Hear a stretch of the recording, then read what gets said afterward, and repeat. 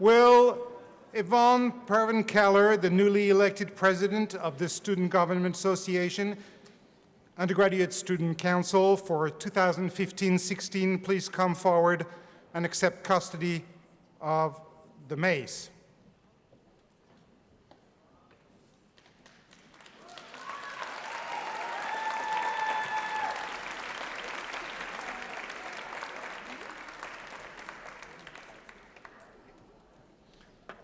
Good morning. Please be seated.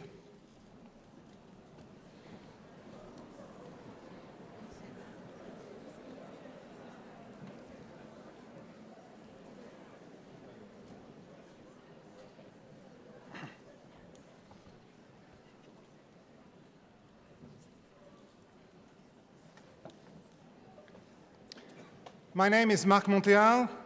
I'm the Vice President and Dean of Student Services, and I will be serving today as the Master of Ceremonies for this year's graduation ceremony. AUP graduating students, families, friends, distinguished guests, Mr. President, it is my pleasure to welcome you to the commencement exercises of the graduating class of 2015. Chers futurs diplômés, chers parents, chers amis, chers invités, Monsieur le Président, bonjour. J'ai le plaisir de vous souhaiter la bienvenue à la cérémonie de remise des diplômes de la classe 2015. Ooh. How are you feeling?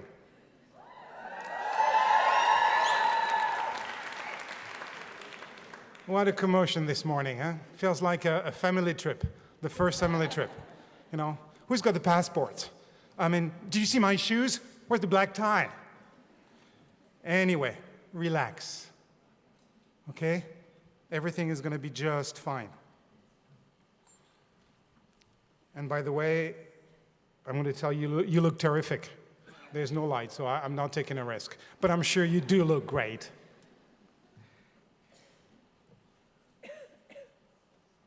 Welcome to the AUP 2015 flight. I promise you won't be served airplane food after the ceremony, and I promise it's going to be a bumpy journey, but really exciting. It's going to be exciting because right after the ceremony, you will be piloting the plane. Purpose of the flight? Make the world a better place. Goal, destination rather, a better world. And guess who is in charge? Who is piloting the plane? So to those who are not sleeping yet, you are, you class of 2015, okay? We count on you to make this world a better world. Anyway, we're about to take off, so parents, friends, graduates, enjoy the ceremony. I now call on Provost Springer to give the address to the 2015 graduating class.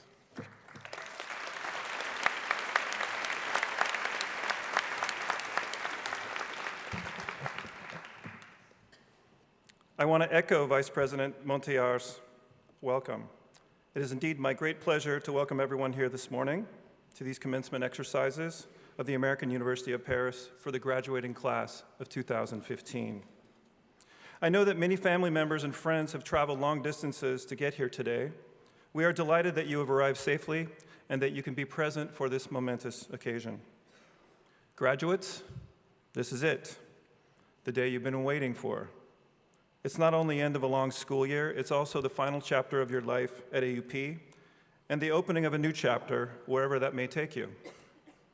It's easy to forget as you're swept up by the pomp and circumstance of these exercises, the music, the grandeur of this setting, the spectacle of your professors in brightly colored robes and funny-looking hats, that this event is designed for one simple purpose: to applaud you and your extraordinary academic achievement. Graduates, will you please rise? Please stand. No? Can you put the lights on, please?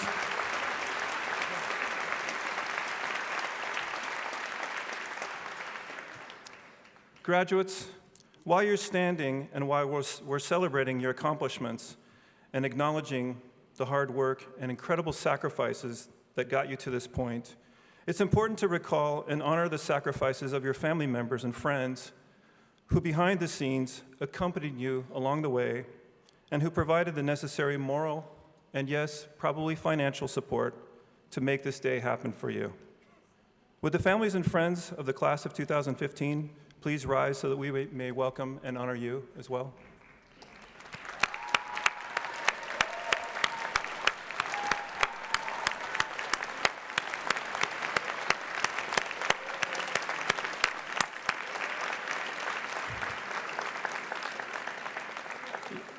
You can be seated.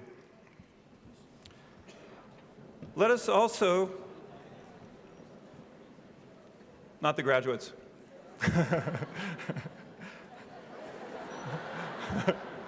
Up.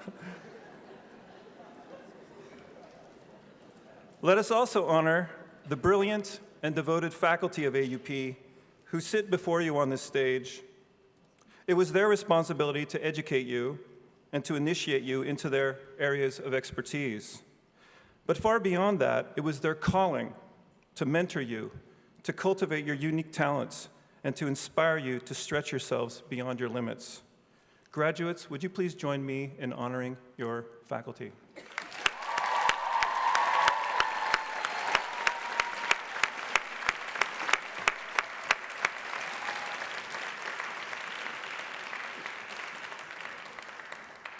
Let us also take this moment to express gratitude to the AUP staff. These are the hardworking, unheralded people, often situated in back offices, out of public sight, but who are the institution's heart and soul, who care about you, and who often go out of their way to help you navigate AUP's bureaucratic maze. Would you join me in thanking and honoring AUP's wonderful staff?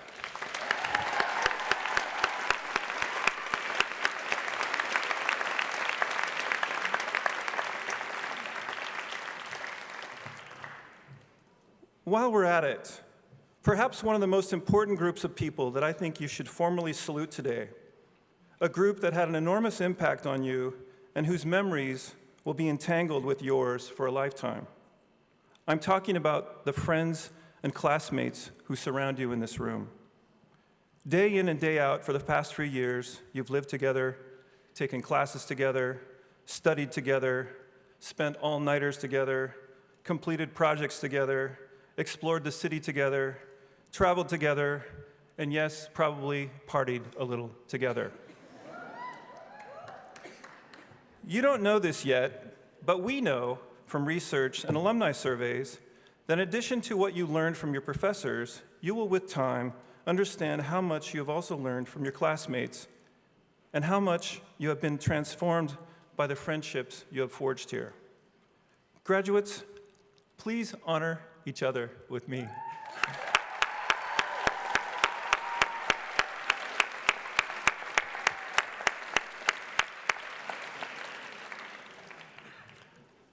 One of the great, you can sit down now.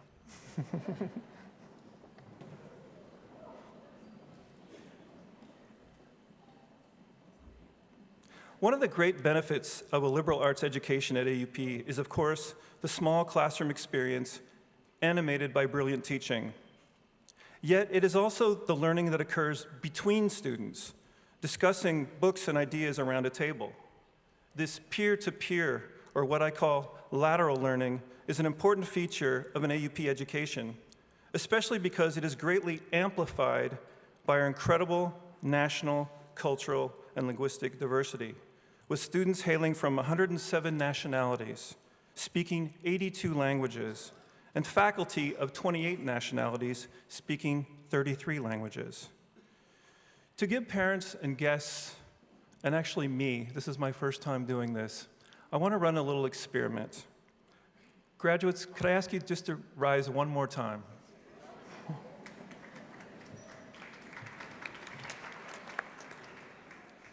Would you please stay standing if you speak more than one language?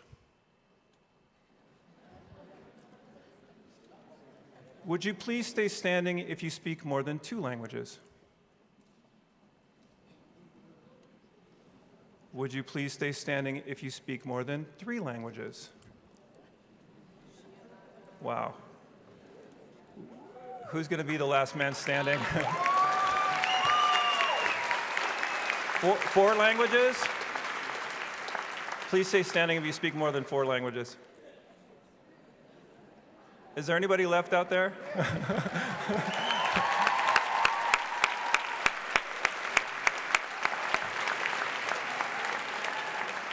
Anybody more than 5? 6? 7. Okay. You can probably guess that English, French, and Spanish are the top 3 languages, but Mandarin is now 4th, and then it's back to European languages, followed by many uncommon languages, such as Bengali, Berber, Creole, Fante, Khmer, Kurdish, Malay, Pashto, Tatar, Zulu, and many, many more. Stating these facts is in itself already surprising, given the small size of AUP. But the real impact of this diversity can only be witnessed in the AUP classroom, where students confront cultural difference head-on and can never get comfortable in their home country's values, principles, or perspectives. What graduates realize, sometimes years later, is that they have almost by osmosis developed the sensibilities and insights of an anthropologist, or what we call here a cultural translator, who is adept at negotiating cultural, ethnic, and epistemic divides, and who can, with ease, transpose language, ideas, concepts, and meanings from one cultural context to another. One of the traditional ways that people often talk about and even promote the American liberal arts education is as a transformative experience, usually explained as a spark that ignites an unknown passion and causes a sudden change of course of action. The funny thing is, according to national alumni data, such sparks are actually rare. Alumni don't seem to recall this occurring, except in one set of circumstances, that of study abroad, which typically is 1 semester or 1 year. This is an interesting fact for you graduates, because imagine the transformative effect that has occurred within you over the course of 2, 3, or 4 years. AUP, in this sense, is the ultimate study abroad with a rate and profundity of transformative experiences that far exceeds the typical liberal arts education, at least in the US. One thing that many AUP students notice in themselves, even after a semester, is a developed sense of confidence. Yes, confidence. Confidence to manage life alone in a big city, to do basic things without parental help, like shop, cook, do laundry, but also the confidence it takes to be thrown in on a daily basis into culturally ambiguous situations and to have to fend for oneself in contexts where the familiar resources of one's language and culture are lacking. This may seem at first a peripheral aspect of a college education, but this confidence, I would argue, fuels many other highly valued traits like initiative, leadership, and creative problem solving. This is, of course, not something that is formally taught in the AUP classroom, yet every AUP student emerges with it and benefits from it. The other thing you typically gain from your experience at AUP is a set of life and career skills that prepare you for an international career. You have learned a 2nd or 3rd, and now we've learned up to 7 languages. You have extensive foreign experience. You're engaged, curious people who can identify problems and situate them in a global context, conduct research and collaborate across national borders, and think cross-culturally. You also have what employers refer to as the holy grail of employable characteristics, and that is initiative. In my view, it takes great courage and initiative to uproot from home at a young age, move to a foreign country for university studies, learn to adapt to a life in a foreign city, confront and negotiate difference on a daily basis, and then choose to work in a career that takes you around the globe. Statistics, of course, are not destiny. But again, we know from alumni data that, like your predecessors, you are probably destined for an international career. A recent survey shows about AUP that 80% of undergraduate alums and 90% of graduate alums say they have an international element to their careers. That's an astounding number. 65% of undergraduate alums and 60% of graduate alums are working in a language that is not their native tongue. Let me repeat that. 65% of undergraduate alums and 60% of graduate alums are working in a language that is not their native tongue. Another astounding fact. Our graduates of the last 3 classes are living in 50 countries around the globe. AUP, as I mentioned, and as you know, is a very small university. But proportionally, we are a huge producer of global citizens and global talent, punching way above our weight class among universities worldwide. There is indeed a convergence occurring in the world today between the global liberal arts, such as they are at AUP, and global trends. Most of the world's major problems to be solved and opportunities to be had depend, and will increasingly depend, on innovative, supple thinkers who can negotiate disciplinary, cultural, and linguistic divides. From my perspective, if you, AUP graduates, are not the most suited for this contemporary challenge, I really have no idea who could be. I want to close with a couple of words of advice, since that's my job. You're supposed to find your passion in college. If you found it, follow it. Trust yourself to be bold. Have the courage to jump into spaces unoccupied by others. Define your pathway rather than be defined by it. Always be persistent and learn from failures. But above all, I would say, don't settle. This is the error I see too many young people make, and it always comes back to haunt. I also want you to know in closing that you are now and always will be part of the AUP family. We are proud of you, and we expect to hear great things from you about your accomplishments as you go on to graduate school or as you step into the professional world. We will be following your progress, but we also want you to stay connected and follow ours. Thank you, and congratulations.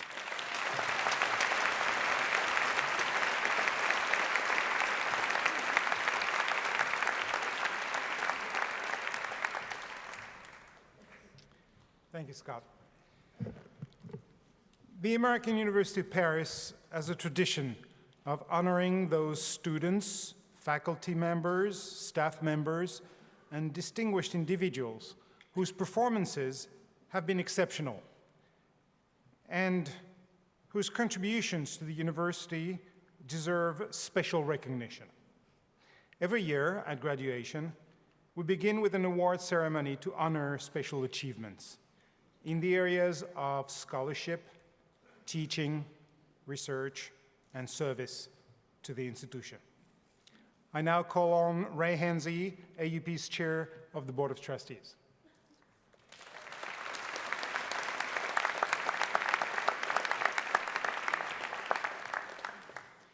Thank you, Mark. It is my pleasure to announce these award winners. But first, I would like to congratulate all the students, perhaps the last time you'll be referred to as AUP students, unless you come back to do your graduate studies here, who are graduating today. It was exactly 5 years ago when my daughter Allison graduated from AUP, and I was aglow as a proud parent. So to the parents and family members of the graduates, the angels that adorn the rooftop of this beautiful theater are smiling down on you this morning.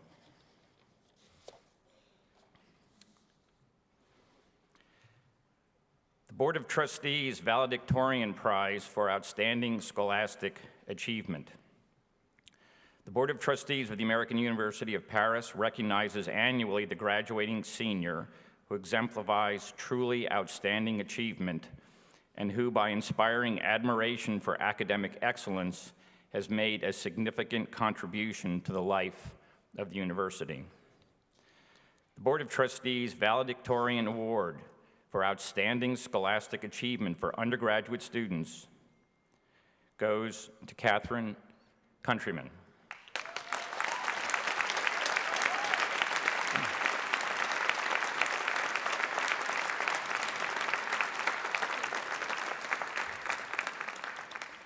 Catherine achieved a cumulative GPA of 3.9753 out of 4.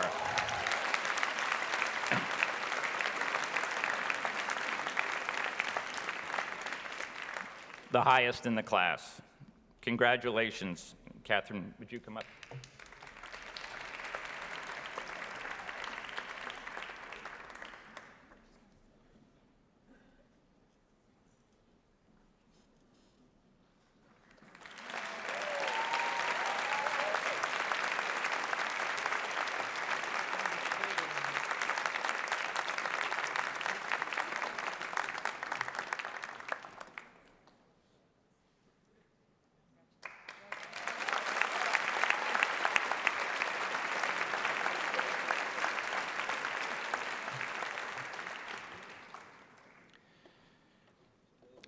Board of Trustees Valedictorian Award for Outstanding Scholastic Achievement for graduate students goes to Natalie Weeks.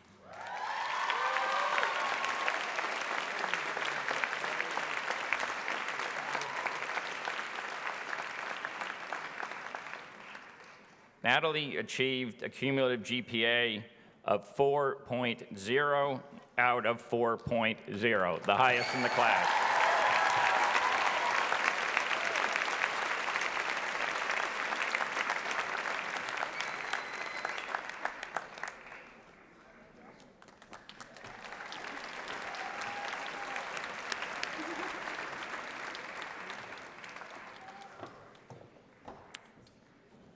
Each year, the Sin Ming Shaw Award recognizes an outstanding piece of scholarly work by an AUP student. Following long deliberation, much enriched by the quality and interdisciplinary diversity of the submissions, the Sin Ming Shaw Committee has decided to award 2 very honorable mentions in addition to the first prize, and I want to read those to you. First goes to Daria Bezbakova for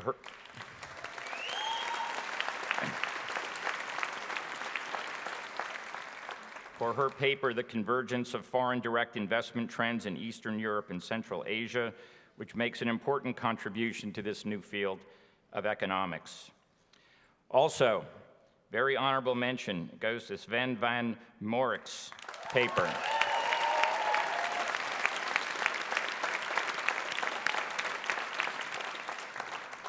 The Cooperative State, a work of enormous enterprise, sophistication, and subtlety, which reconfigures traditional readings of Dutch political history.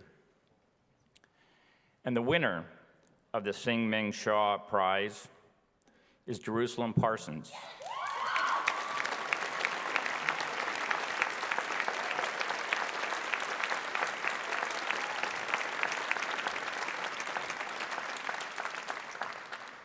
For her paper, I and I, Irigari Writing and Female Identity.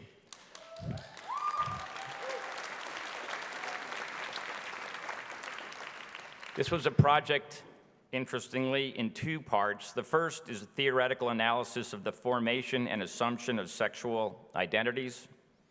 The second, a work of fiction, not only speaks to those questions in brilliantly illuminating ways, but stands clearly on its own as a moving and compelling narrative.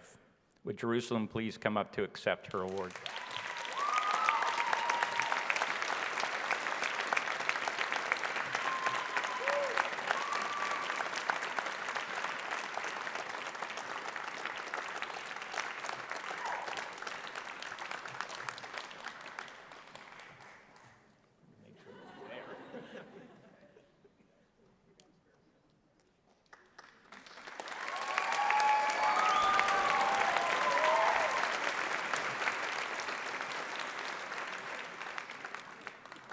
And would Sven and Daria come up to receive their awards?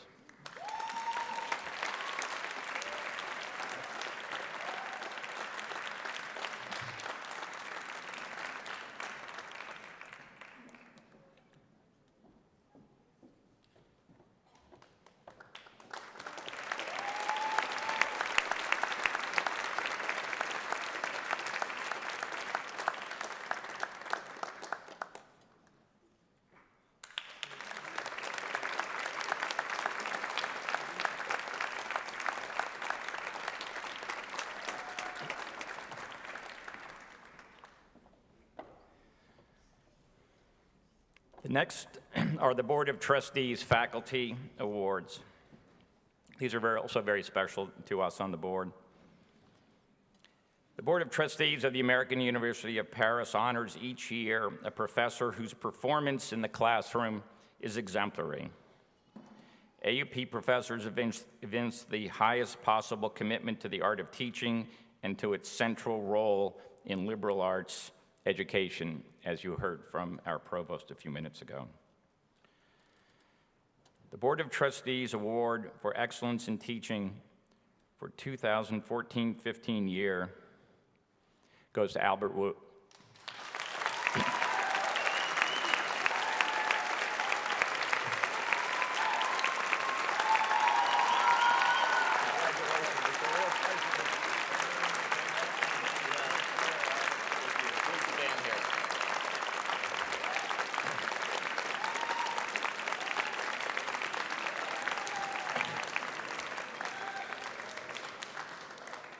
Popular choice.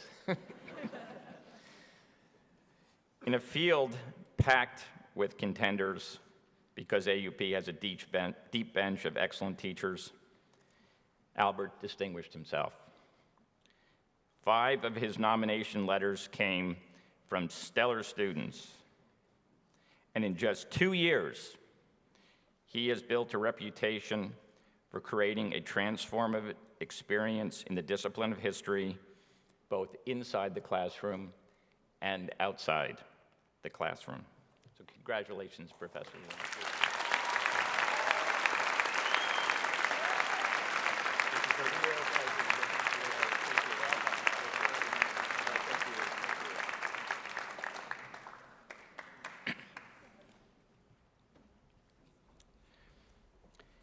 It's also the pleasure of the Board of Trustees of the American University of Paris to honor outstanding faculty achievement in the areas of research and publication, in structural design innovation, and interdisciplinary innovation.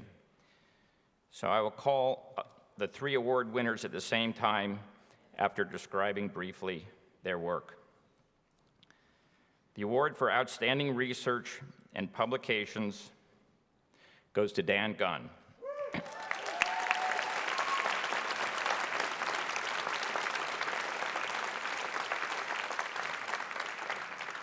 Who not only co-edited the monumental 3rd volume of the Beckett Letters, released this year to resounding acclaim, but also published his well-received novel, The Emperor of Ice Cream.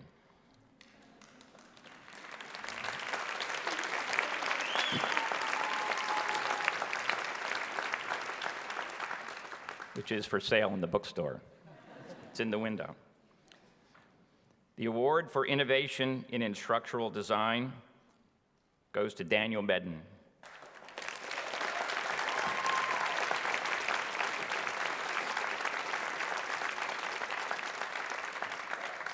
For his creation of rejuvenated cities classes, classes on Central European literature, and to cite the nomination for the very special blend of world literature, editorial projects, and publications that he puts at the disposal of our students outside the classroom. And lastly, the 3rd award, the award for innovation in interdisciplinary studies, goes to Anne-Marie Picard and Rebecca Rass.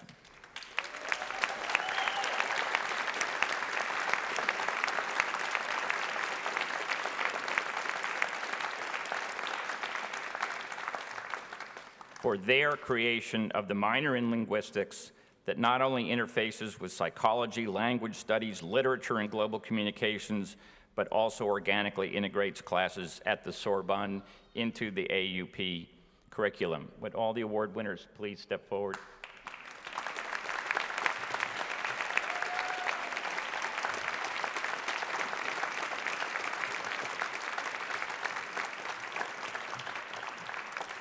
Dan's first, so why don't I start with him? Congratulations. This is really extraordinary.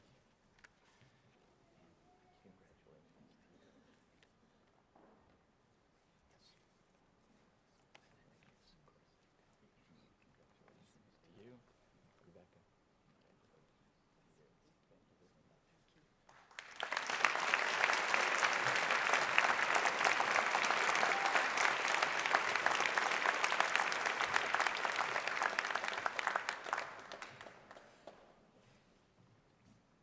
Thank you, Mr. Chair. I now call on Dr. Celeste Kenck, President of the American University of Paris.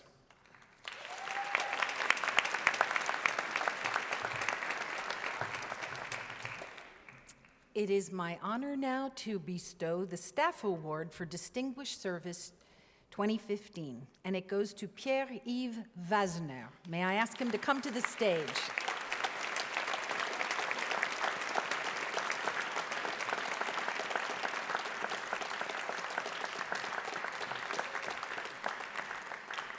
Pierre-Yves Wasner, our network systems engineer, is a local hero at AUP, the only AUP staff member ever to have received this award twice.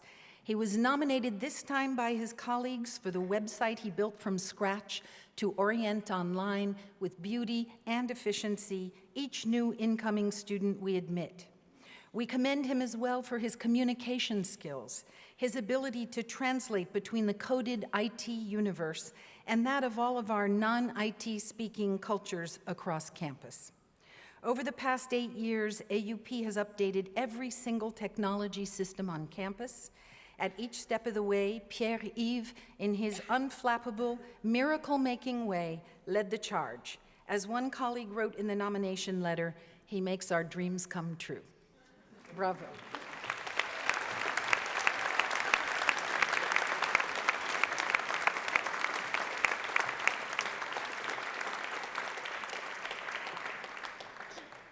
It is also my pleasure to bestow the Distinguished Alumnus Award 2015 to Sean Casey, class of 2004. May I ask Sean to come up to the podium?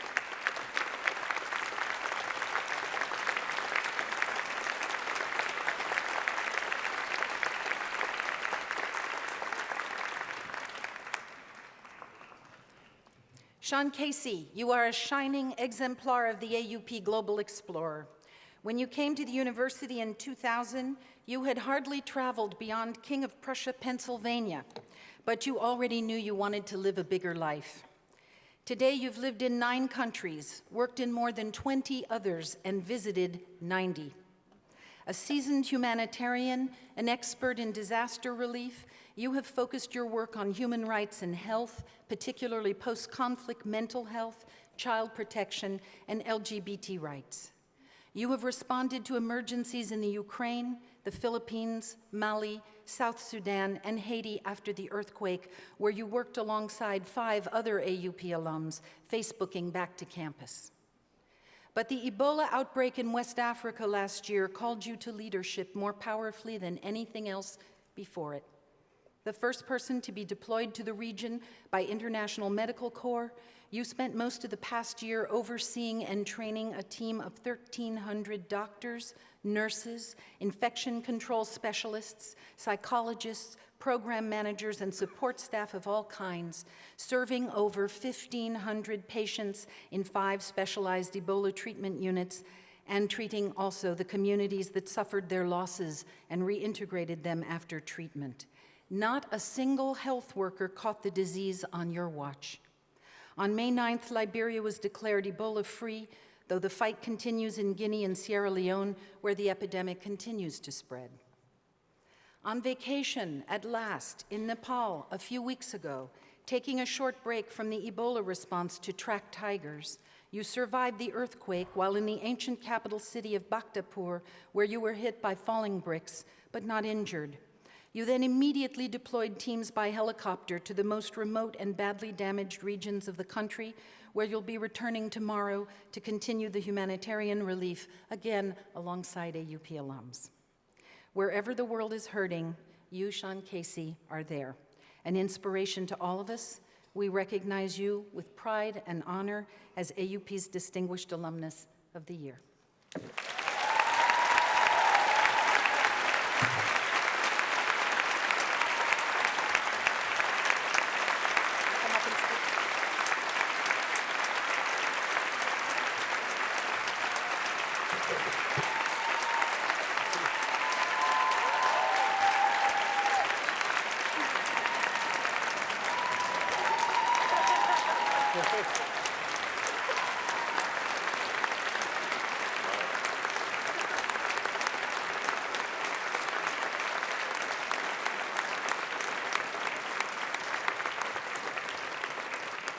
Sean has a few words for the class of 2015. President Skank, members of the board, honorary degree recipients, distinguished guests, faculty, staff, parents, friends, and graduates of the class of 2015, thank you. Thank you so much for this great honor. Thank you for your support over this past year, a difficult year, and thank you for allowing me to continue to be a part of this incredible global community. The morning after I first arrived in Monrovia last August, I saw a pile of bodies at the city's main Ebola treatment unit. People were dying faster than they could be buried. Ambulances with sirens wailing drove up and down the city's main road, desperately looking for bed space that didn't yet exist. My team and I spent the coming weeks and months running a marathon, but at a sprinter's pace, trying to establish additional Ebola treatment units in both Liberia and Sierra Leone, and to train hundreds of health workers to care for Ebola patients safely, something none of us had ever done before. Time was of the essence to stop this thing, but it wasn't going to end quickly or easily. And actually, we're still fighting it today, particularly in Sierra Leone and Guinea. Last October, after several months in this fight, and having successfully launched what became one of the most critical Ebola treatment units in the region, I took my first trip out of what we were then calling Ebola Island. I came to Europe to do some media on the Ebola situation and to have a short break. I had planned to attend AUP events in both London and Paris during my week out, and I was looking forward to reconnecting with old friends. The day I arrived in London, though, as I was preparing to head to a television studio for my first interview, I received a call telling me that they would have to do it by Skype, as this particular channel didn't want someone fresh from the Ebola outbreak in their building. I didn't have much of a choice, so I did the interview by Skype from my hotel room just down the road from the studio. Just after that interview, President Skank called me in my London hotel room, a call she since described as one of the hardest she's ever had to make, with a similar message. I had planned to attend an alumni event in London that evening, as well as the annual State of the University speech in Paris a few days later, but President Skank informed me that some members of our community were nervous about my presence, since I had been working inside an Ebola treatment unit only a few days before. The international press was full of stories about Ebola in Texas and New York, and panic was sweeping the world. She asked me not to attend those events, acknowledging that she understood that I was safe, but recognizing that not everyone would agree with that assessment. I was upset about the situation, and I told President Skank as much. I was frustrated that a university community, where facts should trump speculation, would take this kind of a stance. I felt like an outcast from my own community. It was tough, but it did get better. That same night, after hearing that I had been asked not to attend the alumni cocktail in London, a small rogue group left the event to take me out for a drink. If I couldn't join them, they would bring the party to me. The next week, President Skank made her State of the University address and dedicated much of it to a heartfelt, passionate discussion about this controversy that I had inadvertently stirred. In the weeks that followed, you, the AUP community, launched Ebola awareness campaigns on campus and online. You raised thousands of euros to support our work, and several of you reached out to me directly to ask how you could help. It was incredibly heartening. I'd like to thank President Skank for instigating this conversation that ended up taking place inside the walls of AUP, and all the members of the AUP community who mobilized to support our work from afar. I remain a proud member of the AUP community and continue to be humbled by your engagement, your generosity, and your compassion. President Skank asked me to round out my comments this morning with a few words on how I ended up where I am now, and reflecting on how AUP contributed to who I am and what I do. I can think of no better reference to simultaneously look back at how I've been shaped and to offer some guidance to new graduates than, well, my tattoos. Much to the consternation of my poor mother, who often doesn't even know what country I'm in, I have 3 tattoos, all of them quotations. The first is a Hemingway line that I'm sure many of you know, which reads, "If you are lucky enough to have lived in Paris as a young man, then wherever you go for the rest of your life, it stays with you, for Paris is a movable feast." The second, on my left forearm, quotes the eminent Oscar Wilde. "To live is the rarest thing in the world," he wrote. "Most people exist, that is all." Finally, on my right shoulder are words from the great Nelson Mandela. I had the distinct privilege of seeing Madiba in person in Cape Town in 2002 when I was doing a semester abroad from here, a night that I'll never forget. His words and his ways have guided many decisions in my life, big and small, ever since. He said, "May your choices reflect your hopes and not your fears." Like many of us here, I was very lucky to have lived in Paris as a young man, and the feast that was that experience has moved with me ever since. My time here represented the start of me really living, not just existing. And AUP taught me, among many other lessons, that I should seize the opportunities before me and not be bound by my fears. Since graduating in 2004, I've bounced around the world quite a bit. I consider myself incredibly lucky to have worked on some of the most pressing human rights issues of our time, and to have had the opportunity to lead responses to some of the most urgent humanitarian crises in recent memory. I helped to establish an underground railroad to smuggle gay Iraqis to safety through Syria and Lebanon in 2009. I led responses to the Haiti earthquake in 2010 and to Typhoon Haiyan in the Philippines in 2013. I've held the hands of Rohingya children in Burma and witnessed firsthand the ethnic cleansing that has gone all but unaddressed there for years, and which we're now seeing play out in the Andaman Sea. This time last year, I worked to support hospitals in eastern Ukraine as bombs dropped around my colleagues and me. For much of the last year, I've been part of one of the largest humanitarian initiatives of the past decade to stop Ebola from ravaging West Africa and beyond. And most recently, I led International Medical Corps' response to the devastating Nepal earthquake, where, as President Skank indicated, I happened to have arrived on vacation one day before. And wouldn't you know, I had 2 fellow AUP alums working alongside me there. AUP set me on this wild and wonderful path and prepared me well for it. I'm grateful for having had this opportunity, and I hope all of you are as well. This is a special place that produces special people. People like us who walk away from this experience with unique capacity and unique responsibility.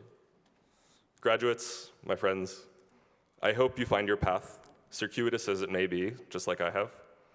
I hope this feast will stay with you for the rest of your lives. I hope you'll live every single day and every single opportunity, and that you'll be guided by your hopes and not your fears. I hope you'll do great things for yourselves and for this world. I have no doubt that you will. Thank you again, and congratulations to the class of 2015.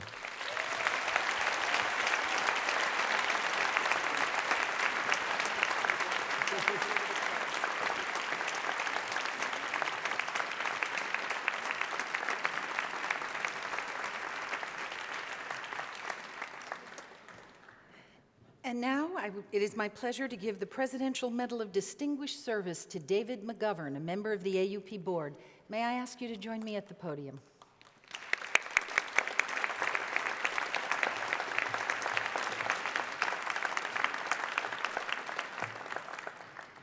David Mcgovern, you are a legend in Paris and have been since you moved here with your wife Maggie and your daughters in 1967. One American ambassador got it very right when he called you the mayor of the American community in Paris. Known to all, you are known to all for your generosity, your ethic of service, your public spiritedness, your love for liberal education, reverence for family, and devotion to your faith. The French recognized it too in 1983 by making you a Chevalier de la Légion d'honneur. Sent by your law firm, Sherman and Sterling, to build the Paris office 40 years ago, you served as a partner from 62 to 99 when you retired. The office flourished under your leadership, growing from 2 members to 90. During those years, you joined the board of and supported every American institution in Paris. To each of these institutions, you brought your expertise as both an American lawyer and a member of the French bar, avocat à la Cour de Paris. Your good sense and your vast, deep knowledge of the French legal, cultural, and political landscape. But you have showed very special leadership and steadfastness to the American University of Paris. You are, in our history, the single longest-serving member of the board. In fact, you have served continuously for 35 years, since you were tapped by Chair Pierre Salinger and President Dan Sokolow in 1980. Succeeding Salinger as chair of our board, you weathered during your own tenure the Iran hostage crisis and the First Iraq War, AUP's own growing pains into a French fiscal entity, the college's transition to a four-year university, and our creation of a full-time faculty. And as one of the few permanent residents of France on our board, you have also long played the role of my own personal lieutenant, driving over to my office in a flash to help me manage countless emergencies for the 24 years we've known each other. David Mcgovern, it is my honor to present you with the Presidential Medal for Distinguished Service 2015. Thank you. Very nice. You got a beautiful thank you. Thank you. Very nice. Thank you.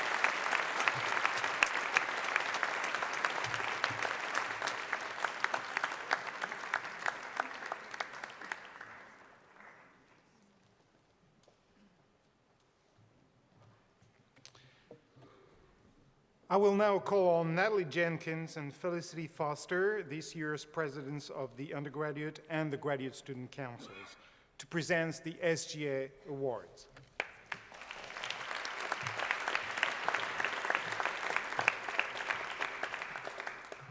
Each year, the Student Government Association, made up of both the undergraduate and graduate student councils, honors those within the community for their service to AUP.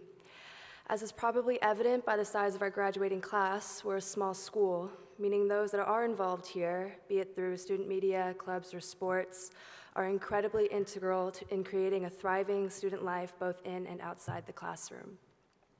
For the 2014-2015 school year, the Undergraduate Student Council has chosen 2 recipients, 1 boy and 1 girl, to receive awards for their hard work and dedication. I'm proud to announce that this year's winners are Gabriel Hedengren and Marina Citrelli. If you could guys come up.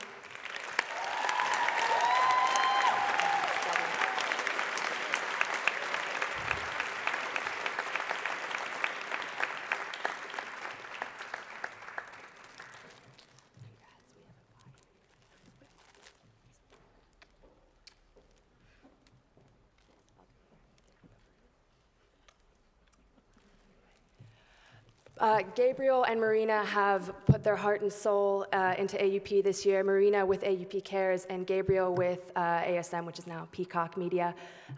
Really, they just have been incredible, and they deserve every mention. So another round of applause.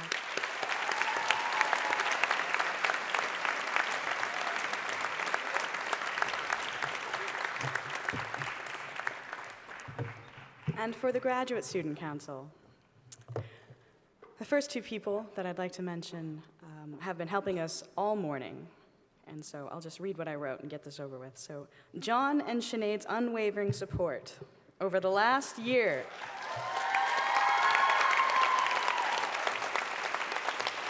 Their support has been the bedrock on which all master's students rely to get our administrative requirements completed. From organizing events to making sure instructor evaluations are distributed and collected, we would not have been able to make it through without you. So I have an award for you. I'll find you later. I know you're very busy. So but yes, applaud. And then the second 2 people I'd like to mention are faculty members. The first is Professor Jeffrey Gilbert, who is behind me here on stage.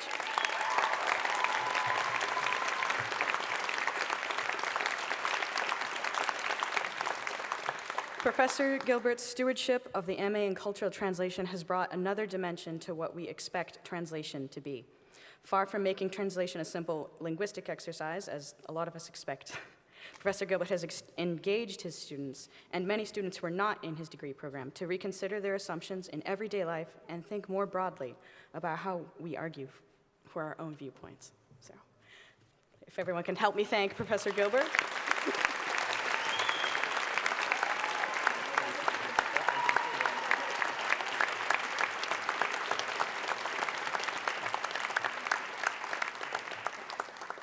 And our second is Ali Ranama.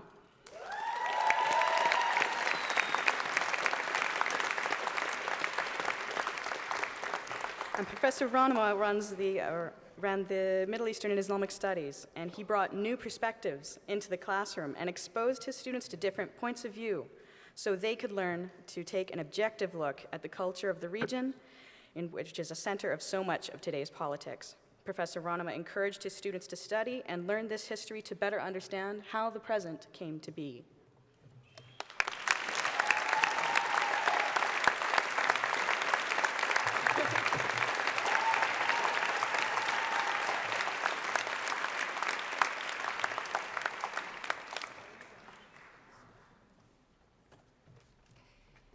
We're moving now to the section of the program where we honor our honorary degree recipients, and I will start by addressing the class of 2015 for just a moment.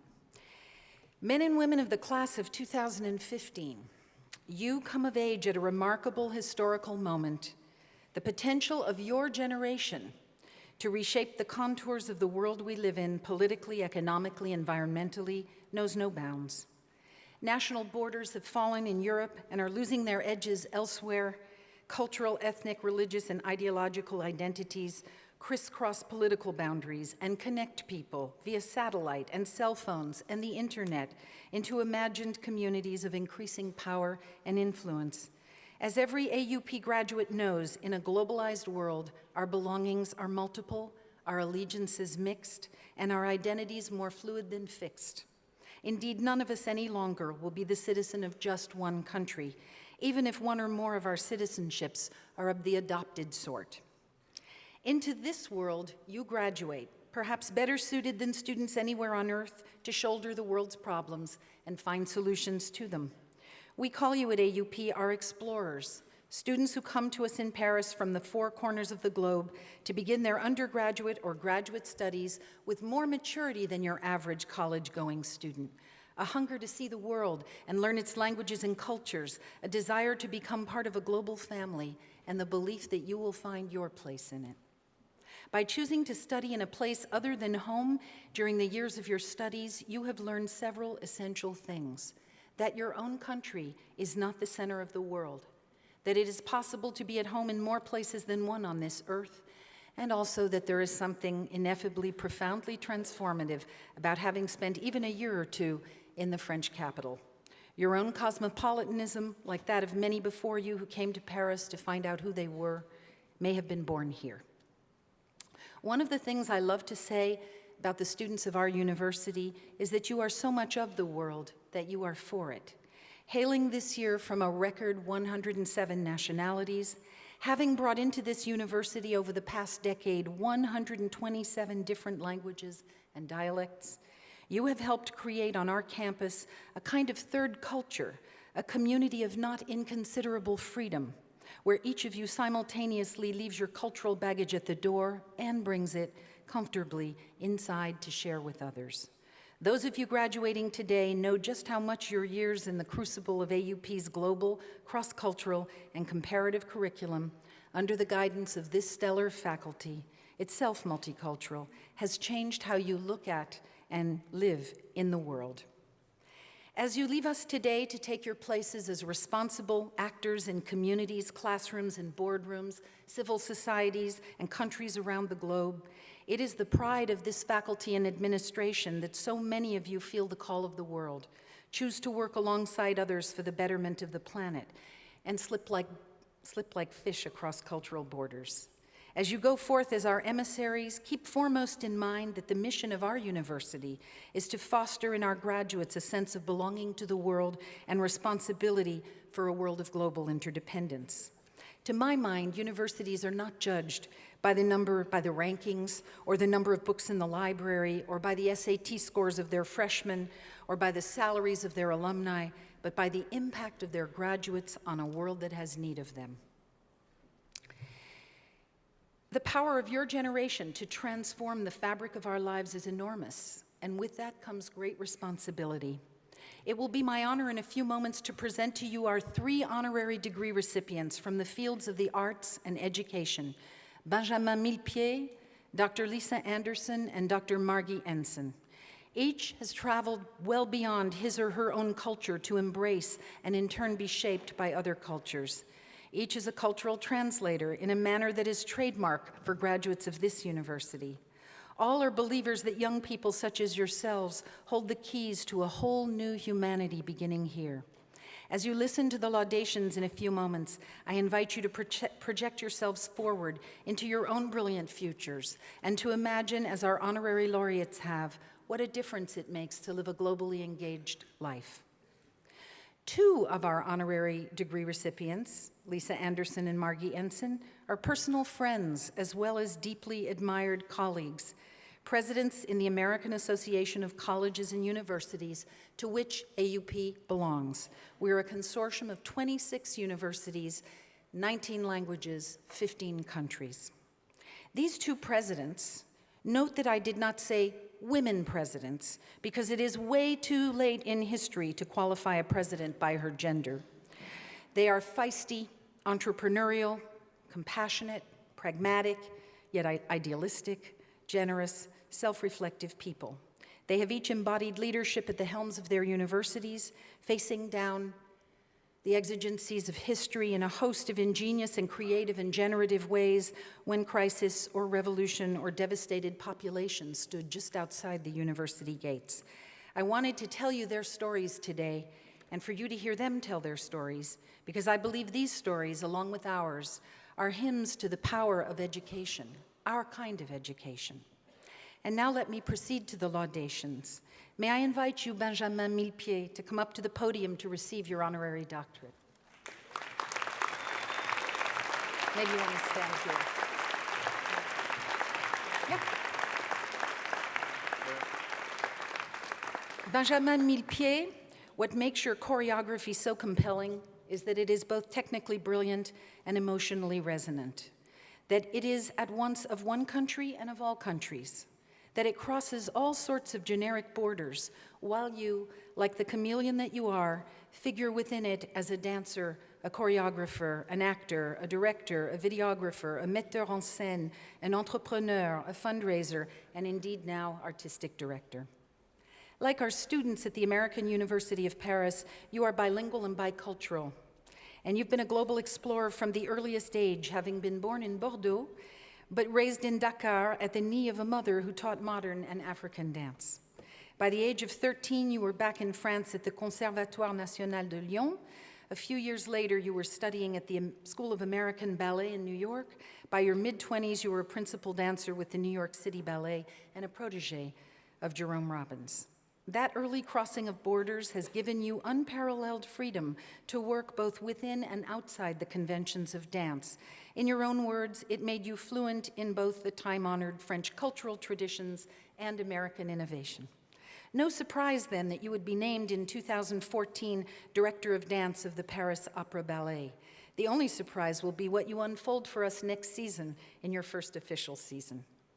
Benjamin Millepied, we salute your extraordinary métissage of classical ballet, modern dance, video and film, high and low genre, percussion, traditional and experimental music, and sometimes absence of any music, untraditional use of public spaces, and explorations across multimedia. For dance, indeed much of your own, provides a compelling means of examining some of the most pressing issues of our time. It permits us to perceive in the bodies of dancers the conflicts, the resolutions, the pairings and unpairings that characterize not just individuals in our age, but also couples and communities and nations. In the exposed and vulnerable work of dancers, we see in flesh and bone how we struggle isometrically and often ennoblingly against our own limitations as human beings. While dance is almost always culturally inflected, it's also the most universal and, in a way, the most democratic of all art forms. It can be seen, indeed practiced, as is your own, across all cultures. By the authority vested in me by the Board of Trustees of the American University of Paris, and with the recommendation of the faculty voting in assembly, I confer upon you the degree of Doctor of Humane Letters, honoris causa, with all the rights, privileges, and responsibilities thereunto appertaining. As you accept this degree and hood, I welcome you to the American University of Paris community. Can you get the other one off? Maybe you can get this one. Would you say a few words? I'll send it to you. So Yes, that you can please. keep it. Thank you.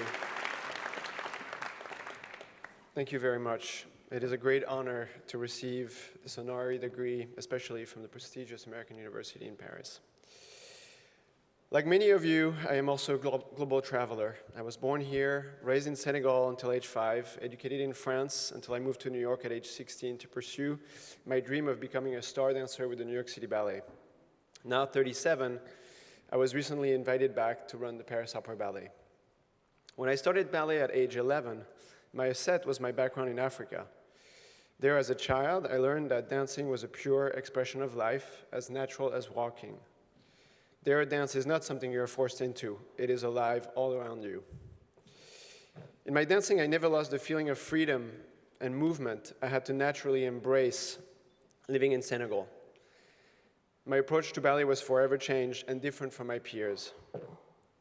In France, I was lucky to attend a good dance school in Lyon, the Conservatoire Supérieur. More important than the quality of my dance teachers was the school's commitment to making sure we were educated in music and arts. They never hesitated to put us on a bus to visit a worthy exhibition. By the time I arrived in New York at 16, I was ready to soak it all in. Opera, theater, cinema, dance, and dance of all kinds. I had the advantage of my education, somehow always pushing me to be more receptive, more curious. I knew learning was an advantage. I met Jerome Robbins at 16, the famous choreographer of West Side Story. I danced in his last 4 ballets. He too stated the importance of exposure. Jerry never missed the opportunity to attending an important show in New York or reading a good book. I was so lucky to pursue ballet in America. It is mostly there that ballet's best tradition has existed for the last 70 years. As Europe forgot its own history and some of the best artists immigrated to America, where they were allowed to create and give life to new ideas and new projects. Here, ballet institutions got carried away changing work rules, adding performances, theaters, forgetting what is at the core of the profession they invented, and how to keep it alive and special. Essentially, ballet here somehow lost its own historical understanding, its knowledge of craft, its relationship to music. Being a choreographer is like being a watchmaker, a composer, an architect. You need an enormous technique, an understanding of time and space, style, and the most interesting dancers and human beings who will inspire you to create ballets, making an important imprint of our times. Strangely, unlike Europe, there is no government funding for the arts in America. As I danced between 1995 and 2011 in New York, I watched our audience decline and understood further the depressing path for the arts in America. At least in dance, the elite supports the arts, but mostly the elite is given the chance of a career. France is by far the country most in support of the arts. In fact, there is no equivalent anywhere. Only bureaucracy, political choices versus intelligent choices hurt France from being the global leader in arts innovation, especially dance. The country is sometimes more conservative than it believes. Running the Paris Opera for the last 7 months, I've had to deal with events such as watching 2 of our 4 black dancers out of a company of 154 dancers dancing in the core of the ballet of Swan Lake come out on stage as white swans painted white from head to toe. I've had to explain why it was important that they be themselves on stage and that we did not paint the black swans black and such and such. This is the sort of conversations that I've had to have in the last 8 months. Without diversity on stage, how can we expect diversity in our audience? Today, I'm learning to run a large, complex, bureaucratic arts institution in France, requiring all my energy. I attempt to turn a 350 years old organization with laws going as far as Louis XIV into a modern, bright, and alive company. In an ever-changing world, it is important to question how live performance will survive, how the audience will keep attending, how the flow of funding will continue and allow us to keep inspiring, challenging generations to come. At the heart of every art institution today should be first and foremost a strong social program. It is no longer possible to create an arts institution without this component. Recently, a member of the Facebook Foundation said to me, this is the difference between a nice-to-have and a must-have. Our ballet companies and orchestras should represent our society. Such programs can help embrace our neighborhoods, give all kids equal chances. The arts are the powerful way to sensitize human beings. Dance and music are universal. All cultures understand it. The arts can entertain, but more important, give a profound understanding of who we are. The works of our time will give future generations clues to our future. Thinking about America, I hope to see new institutions in the near future. New times need new ideas. Old institutions are too set in ways, making it sometimes nearly impossible to modernize. The future could be bright, but we need projects in sync with our times, new ways of experiencing the arts, a larger reach, a smart digital reach, which will only encourage audiences to experience live performance, new venues, more collaborations, more dialogues, and new ways to found one of our civilization's most important treasures. We need you. Thank you.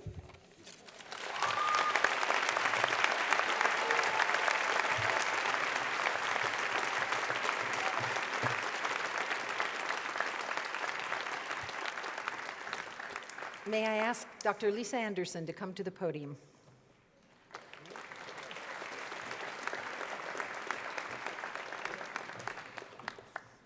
You, Lisa Anderson, barely 3 weeks into your tenure as president of the American University in Cairo, face the challenge of leading the university during the biggest popular uprising in Egypt in nearly a century. Mass protests swept the country, the police withdrew from the streets, national information and communication lines were shut down, and everything from banks to hospitals suspended operation, while millions of protesters demanded the fall of the government. The historic downtown campus of AUC on Cairo's now famous Tahrir Square saw days of fighting between protesters and government forces. From supervising the evacuation of hundreds of international students to ensuring staff access to emergency funds and medical assistance, from providing support to hard-pressed security staff, to reassuring faculty and staff and students in daily visits to university facilities throughout Cairo, you worked to ensure that the institution was secure and its community supported. Within days of the departure of the country's president, AUC resumed classes, the only educational establishment to operate in Egypt for nearly 6 weeks, while the university continued to serve as a model of commitment to student learning through the tumultuous years that ensued. Within weeks of the resumption of classes in 2011, you launched the University on the Square initiative, which continues today to collect oral histories and artifacts about the events of 2011, to preserve that moment in Egyptian and AUC history. Navigating the changing political fortunes of the country, ensuring respect for free expression on campus without yielding to partisanship, highlighting the university's nearly century-old mission to be of service to Egypt, you worked tirelessly to reinforce the public perception of AUC as both an asset to Egypt and the Middle East and as a model of the American liberal arts tradition, operating with courage and integrity in times of both peace and conflict. We honor you, Lisa Anderson, for inviting each of the presidential candidates to campus to speak and for fostering in your own students their own political voices. When they used those voices a year later to hold a strike at the university, you worked with moderate students to establish dialogue with the protesters and to resolve your differences without the intervention of the police. As a result of your leadership, your expertise as a political scientist, and your determination to make the university into a space of democratic dialogue and debate, the American University in Cairo responded to the revolution and its aftermath with powerful teaching, to chaos with an orderly return to daily life, and to challenge with compassion. By the authority vested in me by the Board of Trustees of the American University of Paris, and with the recommendation of the faculty voting in assembly, I confer upon you the degree of Doctor of Humane Letters honoris causa, with all the rights, privileges, and responsibilities thereunto appertaining. As you accept this degree in hood, I welcome you to the American University of Paris community.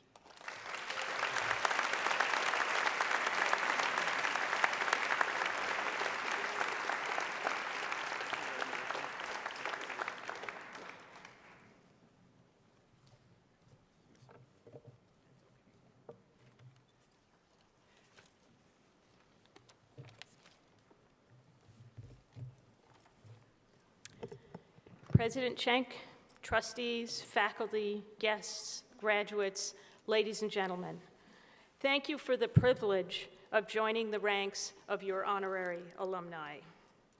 Let me extend my congratulations to all of the graduates today and to their family, friends, and faculty. Graduates, you are the product of decades of investment. Your family, friends, and faculty have all spent years prodding you along, helping and encouraging you, sometimes even nagging and scolding you to get you where you are today. They are justly proud of you and proud of your achievements, and of course, equally proud of themselves for having contributed to making you the success you are today. They're proud, yes, but also a little worried. For you are entering a world whose future contours are exceptionally uncertain. We have been equipping you for a life that we cannot imagine. This is an admission that we rarely make, but in truth, we have no idea what the world will be like when you are our age. Since we don't know what you will encounter, how can we give you advice? In fact, I think there are two important pieces of advice that transcend time and place, and I have been reminded of them in recent years, living in Cairo, where we, like you, learned that the future is unpredictable. What happens when you encounter the unexpected? Let me tell you one of the two stories I want to leave you with from Cairo. Soon after Egypt's 25th of January revolution began in 2011, I was talking to my driver about politics, as I always had, even under the old regime.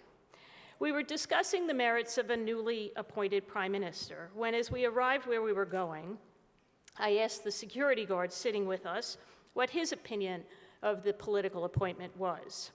He said, somewhat sheepishly, but like generations of Egyptians before the revolution, that he had no opinion. My driver turned to him and said, almost angrily, "This is a free country now. You have to have an opinion." The obligation to have an opinion, that is, to think for yourself, was not one with which most Egyptians had had a lot of experience, and it proved to be disconcertingly difficult. Considering options, weighing evidence, making choices is not, if you have never done it before, very easy, nor is recovering from mistakes when your choice doesn't turn out to be what you wanted or expected. In the subsequent years of turmoil in Egypt, many Egyptians found themselves unprepared, unable, and indeed sometimes even unwilling to shoulder that responsibility and bear the consequences of thinking for themselves. And we see the result of that in the country today.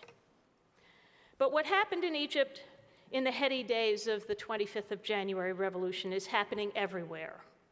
In many ways, we are living through a global revolution, and the world is becoming a free country, even if all the countries in it are not. And this will require that the citizens of this new world think for themselves. After all, we, your families, friends, and faculty, certainly cannot tell you what to think about what we ourselves cannot imagine. So more than facts and figures, more than ideas and techniques that you may have learned at your time at AUP, I hope you have discovered how to think for yourselves, how to have opinions, how to nurture a disposition of independence, agility, and mindfulness. Because as much as anything else, you have been taught this is what you will need to have learned. Those of you here at AUP already reflect an independent streak, a cosmopolitanness, a resourcefulness that will serve you well in this uncertain world. You think for yourselves, and all of us, your family, friends, and faculty, will benefit from that. And that brings me to my second piece of advice. Don't forget the rest of us.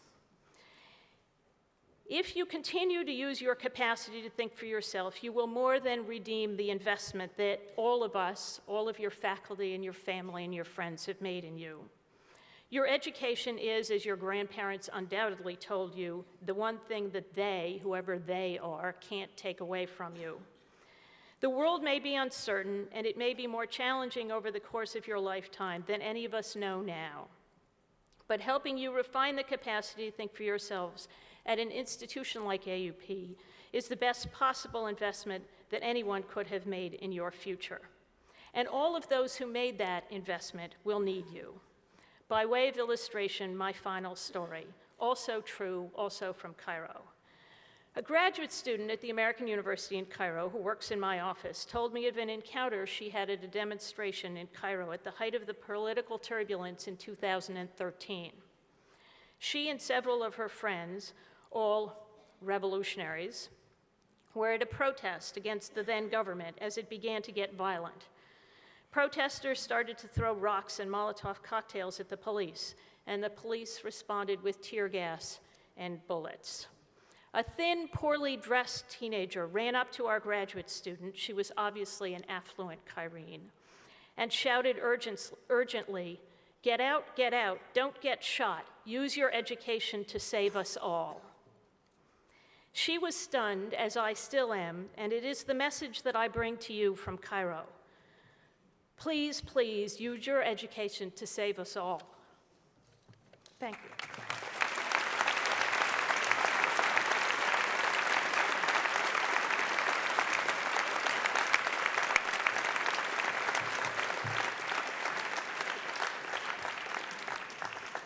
And last but not least, may I invite Dr. Margie Ensign to the podium.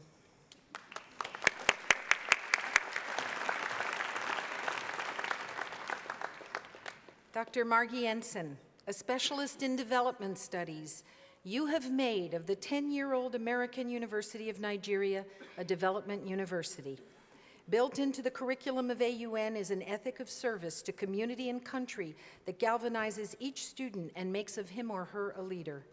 In addition, the Peace Initiative, founded by your university, has made the community around Yola, Nigeria, one of the safest in the country, identifying vulnerable youth and enrolling them in sports, literacy, STEM, and ultimately employment programs. And we're talking scale here. 150 football teams, 15,000 youth in peace training since 2012. Located only 50 miles from the region that Boko Haram has terrorized, some 11 hours by car from Lagos, in the northeast of the country, the university has had, for the past year, more than 275,000 internally displaced persons living just outside its gates. Some of your staff members had 50 people living in their homes. Under your leadership, Margie Ensign, everyone at the university, faculty, staff, and students, in tandem with local communities, both Muslim and Christian, undertook the feeding of this refugee population for 9 months until international NGOs could take over, raising the $100,000 a month it took in order to do so. You also drove your own car to pick up 11 of the girls who escaped their Boko Haram kidnappers in the notorious attack on the Chibok school last year, when 276 girls were taken. Today, 21 of the 58 who escaped are on scholarship at AUN. Margie Ensign, we at AUP salute you for rising to the occasion of history, for finding inclusive, practical solutions to serve the needs of the people suffering at your gates, and for enrolling your entire community, the entire extended community of the university, in both the work and the rewards of peace.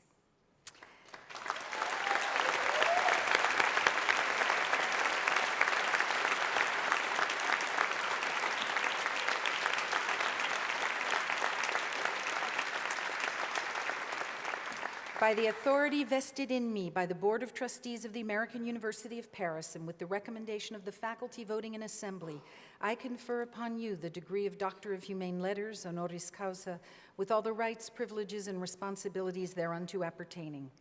As you accept this degree in hood, I welcome you to the American University of Paris community.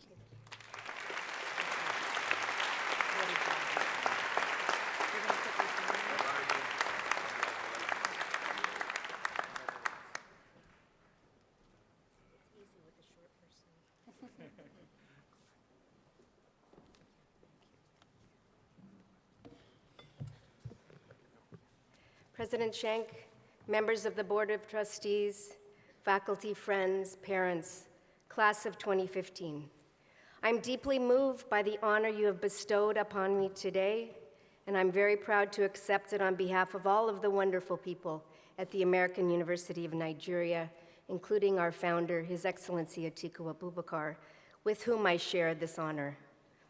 From its founding, as your president said, the American University of Nigeria has been Africa's first development university. Our faculty and our students have been forging a new sort of education for a sustainable, equitable, and peaceful future, always asking ourselves, what is it that our part of the world needs from us right now and in the future? This year, we were challenged to practice what we teach.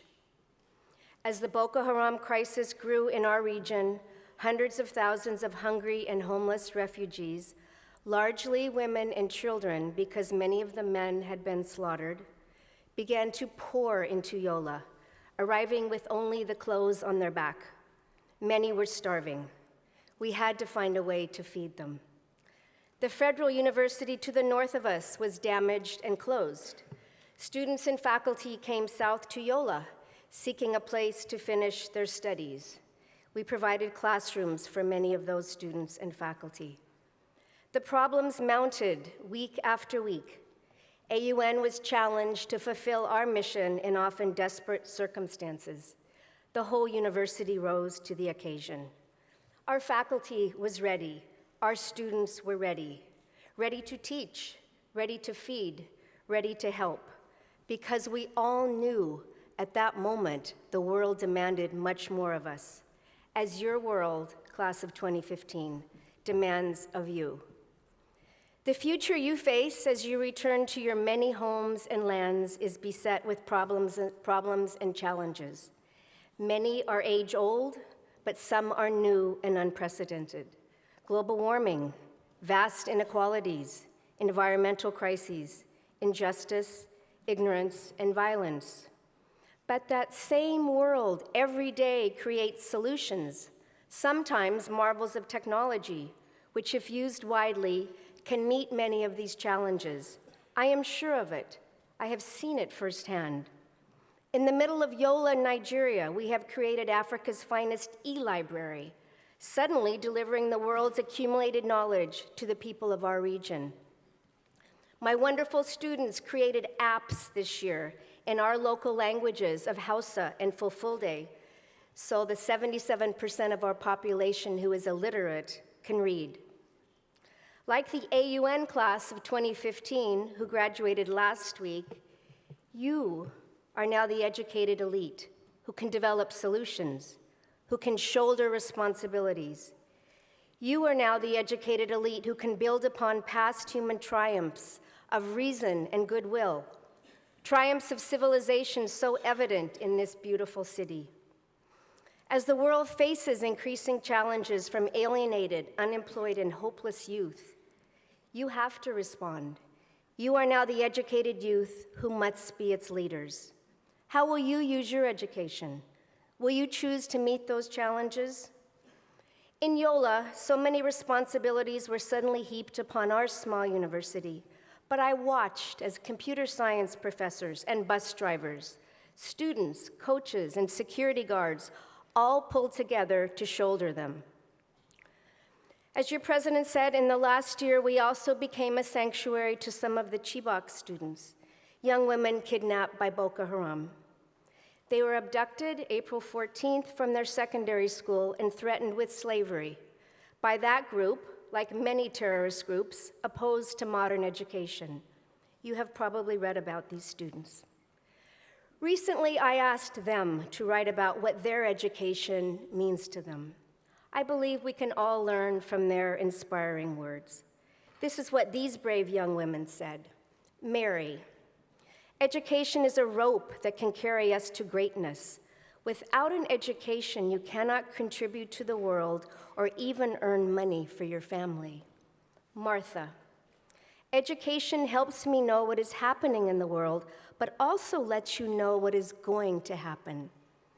And finally, Grace, who barely spoke a word of English in August when she came to our campus. Grace, education gives me the wings to fly, the power to fight, and the voice to speak. May the American University of Paris class of 2015 spread its wings, feel its power, and raise its voice. The world awaits you. Thank you.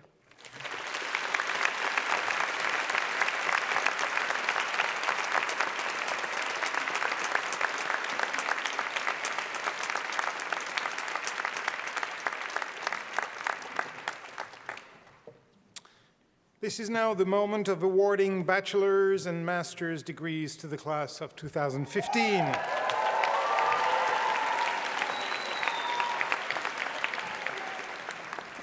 La régie, on pourrait avoir un petit peu plus de lumière, s'il vous plaît, en salle. Merci. I know I can do that. Will the candidates for the degree of Bachelor of Arts please stand?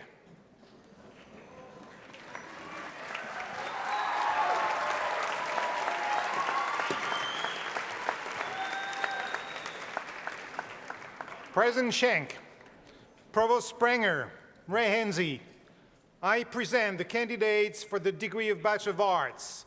They have successfully completed all requirements for the degree and have been approved by the faculty. By the authority vested in me by the Board of Trustees of the American University of Paris, and upon the recommendation of the faculty, I confer upon you the degree of Bachelor of Arts with all the rights, privileges, and responsibilities thereunto appertaining.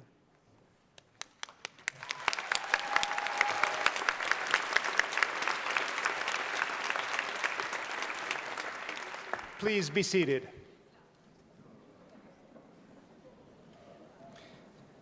Will the candidates for the degree of Bachelor of Science please stand?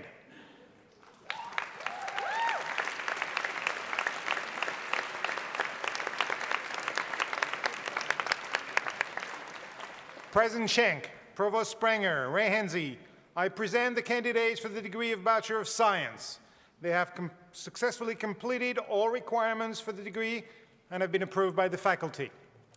By the authority vested in me by the Board of Trustees of the American University of Paris, and upon the recommendation of the faculty, I confer upon you the degree of Bachelor of Science with all the rights, privileges, and responsibilities thereunto appertaining.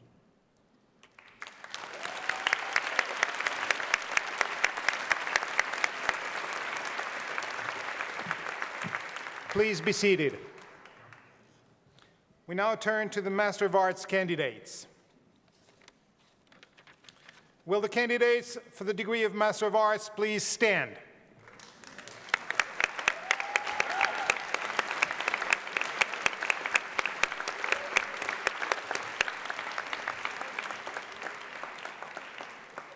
President Schenk, Provost Sprenger, Professor Perry, Professor Majidi, Professor Gilbert, Professor Doyle, Professor Renema, Ray Henze, I present the candidates for the degree of Master of Arts.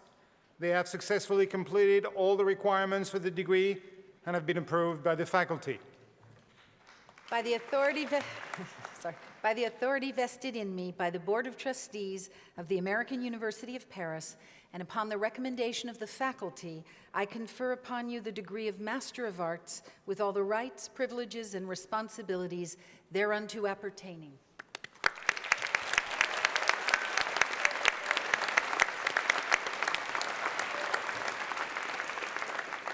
Thank you. You may resume your seats.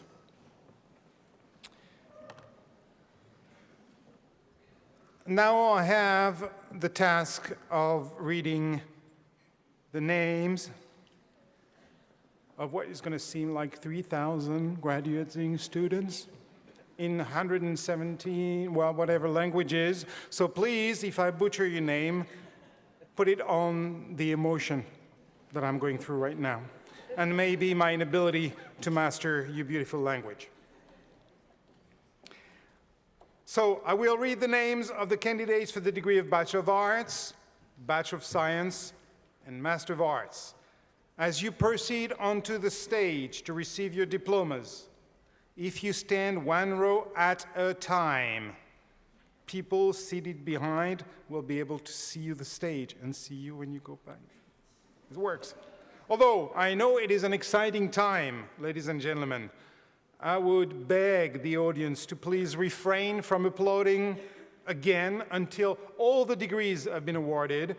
Otherwise, the champagne will be flat by the time we get out of the theater, okay? It is a tradition at the American University of Paris to initiate graduates into the world community of AUP alumni. The Alumni Affairs Coordinator, Advancement Director, Christina Verfalli, Director of University Outreach and Advancement, and Amber Cooper, Magic Alumni Class of 2009, will perform the honors this year by handing each of you a rose as you walk across the stage. Here we go.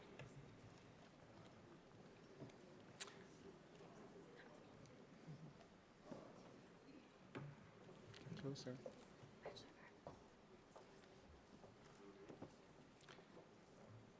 Bachelor of Arts, Islam Hatem Abada.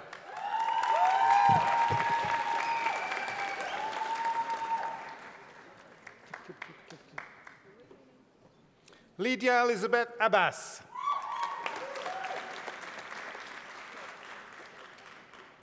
Mariam Amada Abu Elinin.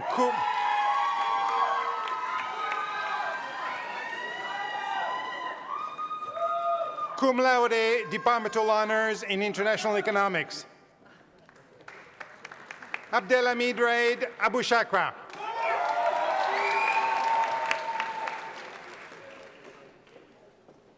Zineb Aizun.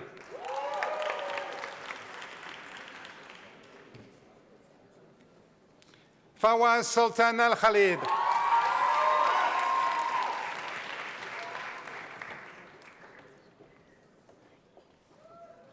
Karim Al Quatli.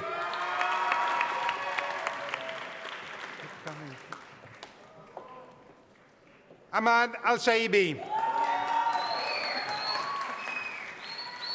Mohammed Ali Al Suwaidi. Hani Al Atasi. Abdelrahman Al Azwari. Sarah Al Binali.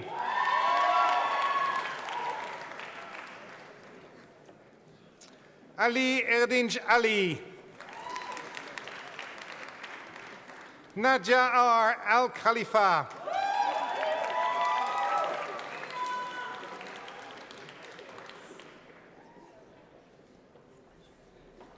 Lama Yaroub Al Madani.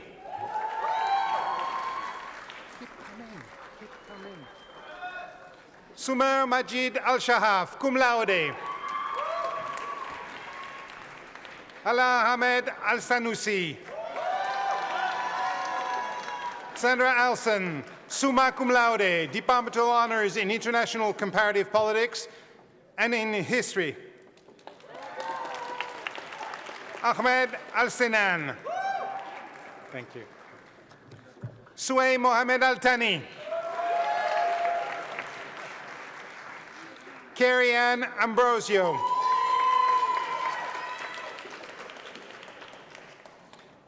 Danite Arifine.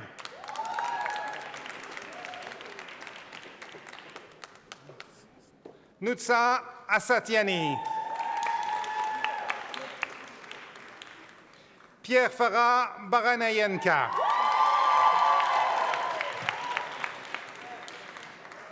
Giulia Ray Baricelli.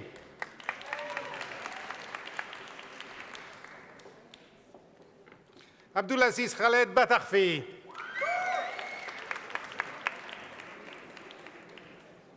Fatma Benayed. Alexander Bender. Maria Eugenia Bianconi. Mahabin Musalam. Kristina Bogdanovic. Chelsea Rucorbe Carter.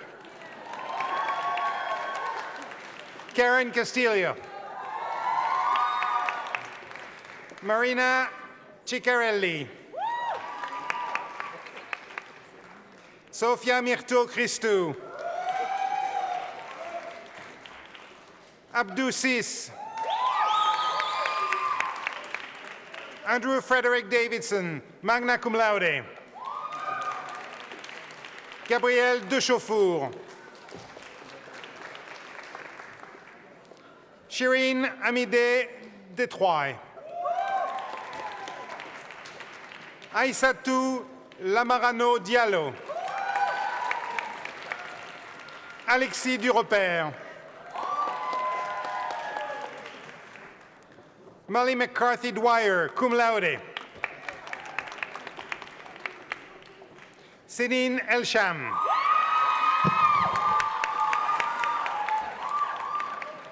Muhannad El Saadi. Sadaf Fardanesh. Minahil Nazar Farid. Madeline Feder, Departmental Honors in Film Studies. Shaina Feldman. Pedro Paolo Singeri Ferraz. Kathleen Helen Dalton Fessler.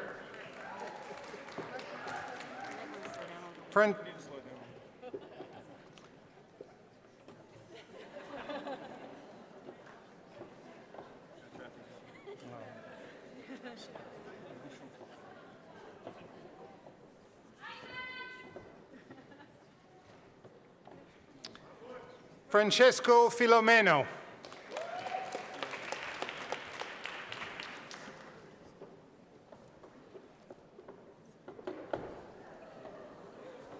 Jorge Franco IV, magna cum laude, Departmental Honors in Literary Studies and Creative Arts.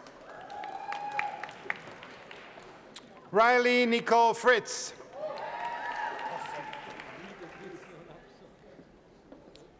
Murasaki Fujiyama.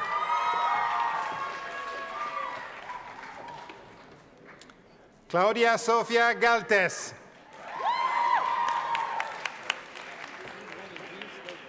Julia Gangontera. Michelle Catherine Gilmore.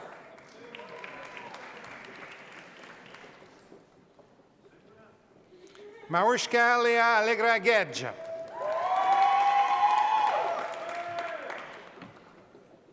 Ayman Mohamed Alawa. Anita Hayward. Gabrielle Endegren, magna cum laude, Departmental Honors in International Comparative Politics. Amer Enini. Maren Louise Hill. Hilary Page Hinshaw, cum laude, Departmental Honors in Global Communications. Imam Hiriji, cum laude. Charlotte Horde.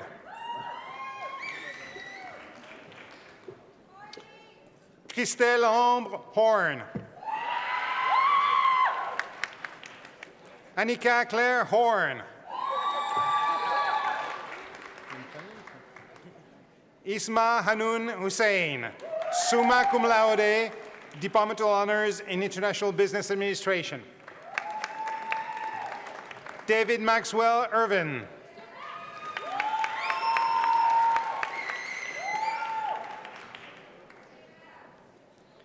Minou Jessica Anne-Chloé Tua, cum laude, Departmental Honors in International Business Administration. Luka Ivicevic. Skander Jabis, cum laude, Departmental Honors in International Economics and in International Business Administration. Yelena Yankovic, cum laude, Departmental Honors in Film Studies. Natalie K. Jenkins, magna cum laude, Departmental Honors in International Comparative Politics. Somkene Osita Giprez. Amir Karim.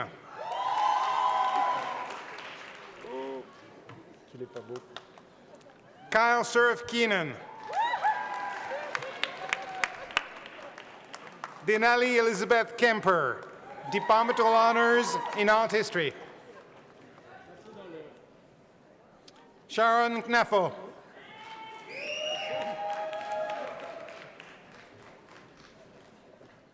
Sarah Linnea Kramer.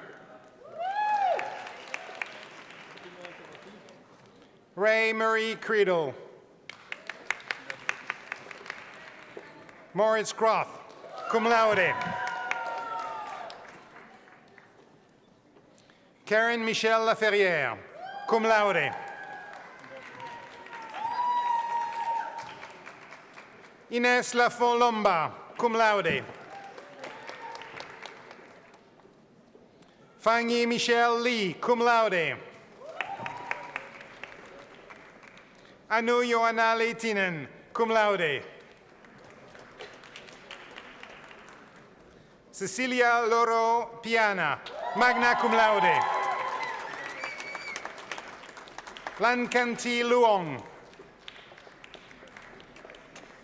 Zeynep Malul.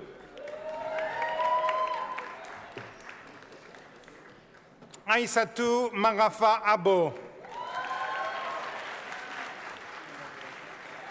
Yakebelen Marquez.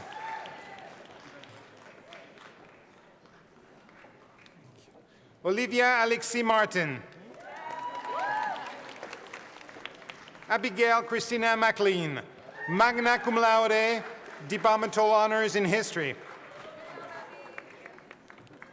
Shane Tilton McLaurin.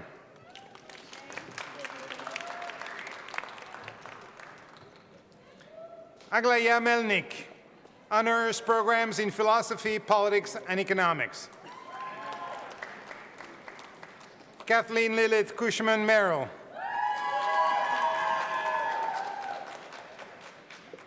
Manuela Morales Lopez. Laura Mosheni. Sorry.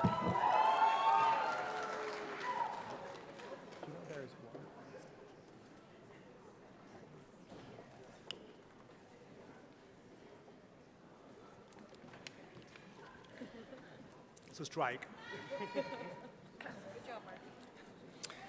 Sadin Mohanad Nagro. Masara Ojay.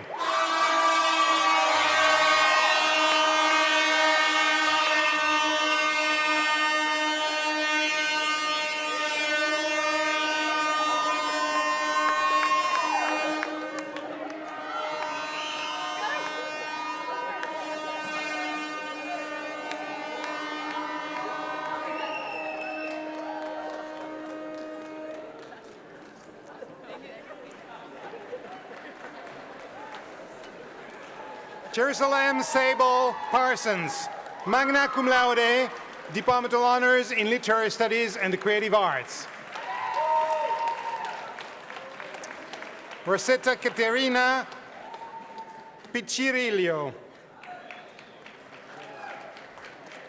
Lisa Pini. Jordan Rachel Plihal. Anna Podini.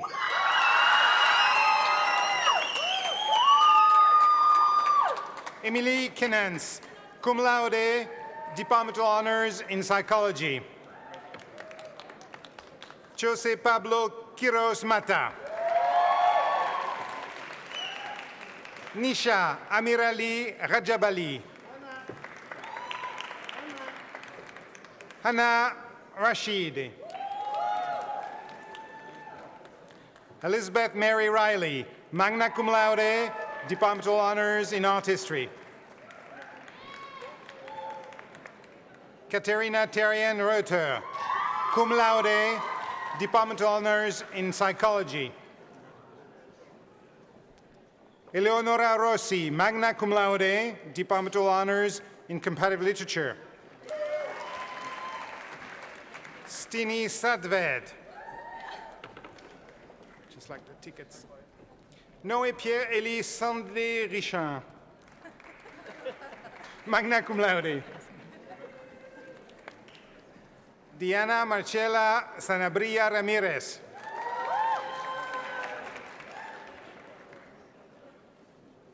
Maya Sasanya.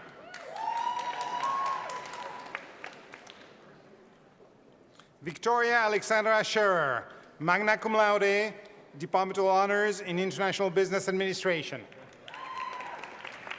Anna Adele Schröder, cum laude.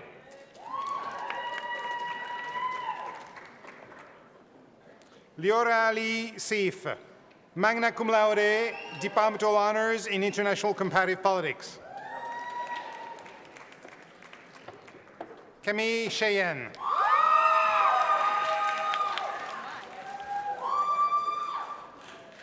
Anna Andreyevna Smirnova. Corinne Lewis Smith. Nahed Wael Soliman. Isabel Hélène Sotomayor. Anthony William Richard Sowen. Lauren Sowen. Annabelle Celine Spickart. Michelle Anna Katharina Tessman. Clemente Francesco Tivioli.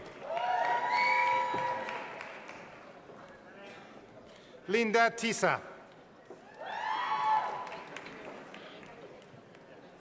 Alec Touré.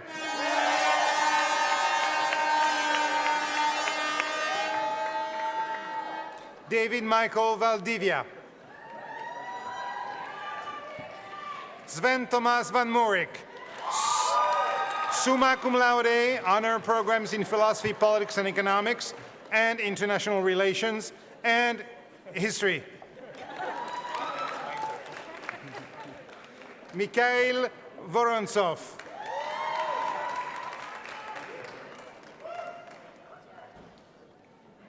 Elizabeth Wagneld Antonsen.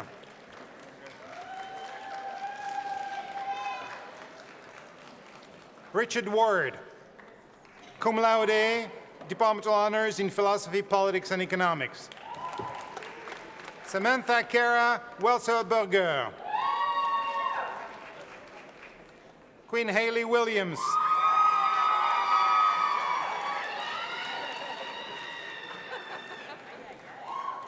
Nika Yazdani.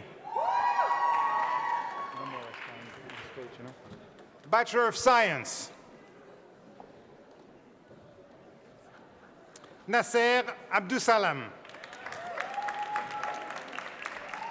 Paul Raphaël Armand, cum laude. Nicolette Baraniai, magna cum laude, Departmental Honors in International Business Administration. Nou Masoud Barzani, magna cum laude, Departmental Honors in Computer Science. Daria Beysebekova, Magna cum laude, Departmental Honors in International Economics. Julia Cauchy-Tarin. Catherine Ames Countryman, summa cum laude. Margaret Elizabeth Goodman, magna cum laude, Departmental Honors in International Business Administration. Christopher Maximilian Kufer.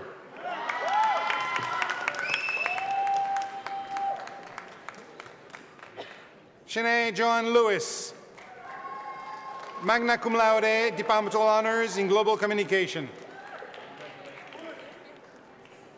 Zoe Alexa Serafinovich, cum laude, Departmental Honors in Computer Science, Mathematics, and Environmental Science.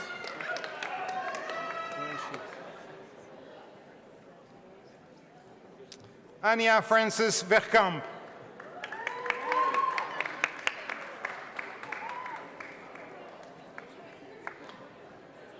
Master of Arts in Cross-Cultural and Sustainable Business Management.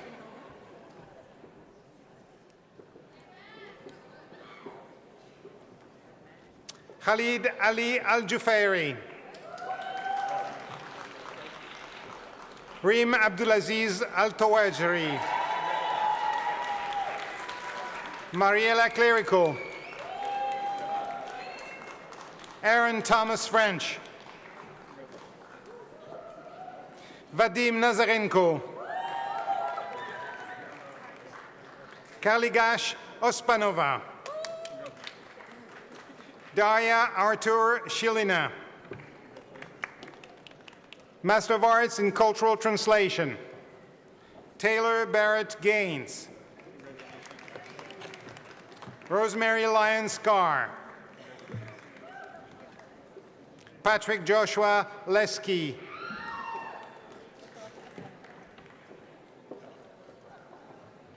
Erica Elizabeth Medina. Hollyanne Denise Nelson. Master of Arts in Global Communications. Sarah Elizabeth Ayash. Charlotte Bergman. Kara Brooks Ferguson.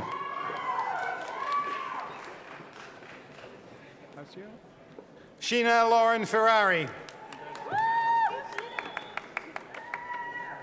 Tanya Loki Fleischer. Nicole Garcia.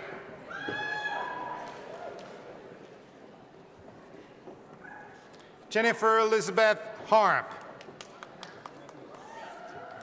Lisa Iroko Kinney.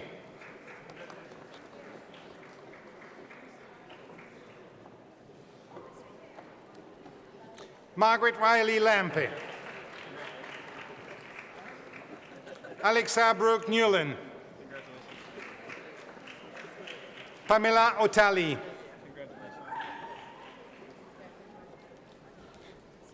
Adriana Jennifer Perez. Charlene Marie Peters. Bradley James Ski. Ashley Marie Stadil. Morgan Ladon Stanley.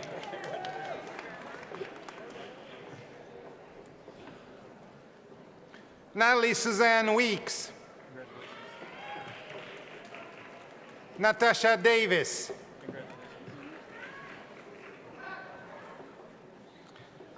Alexa Suzanne Pizzi. Violetta Storiale. Ruby Marie Veridiano. Master of Arts in Global Communications, Visual and Material Culture track. Andre Gabriel Gray.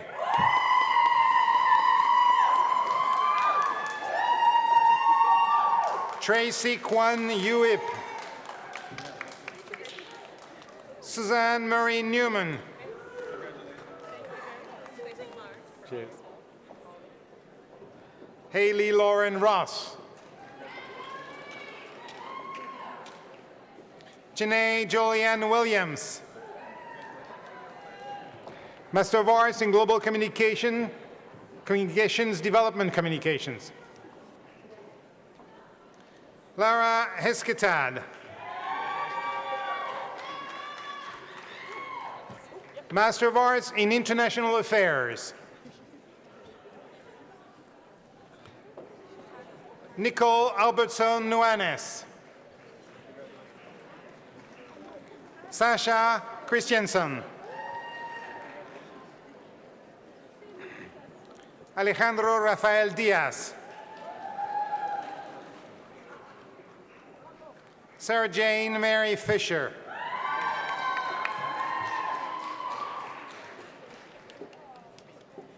Really? Felicity Laurel Foster. Carla Maria Isa. Megan Therese Langley.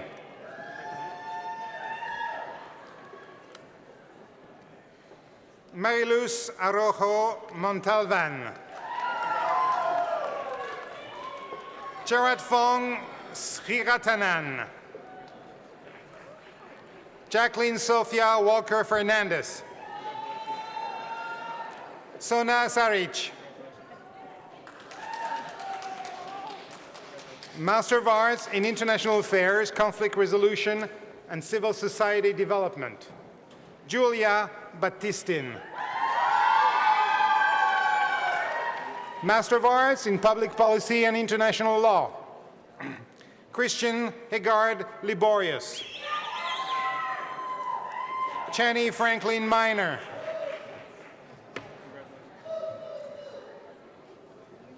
Paige Altea Nelson.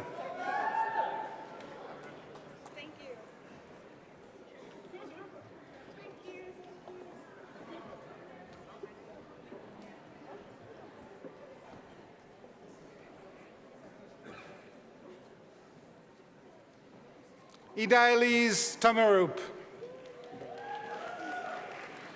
Master of Arts in Public Policy and International Affairs, Francesca Rose Emma Gottschalk.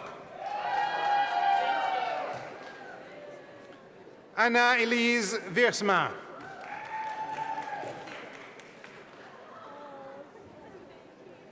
Master of Arts in Middle East Islamic Studies and International Affairs.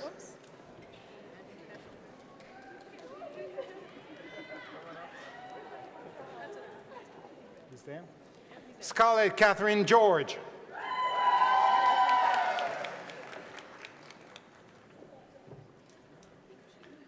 Master of Arts in Middle East and Islamic Studies with Language, Rachel Alexandra Cochran. Judith Cunningham. Master of Arts in Middle East Studies with Language, Helen Flatley.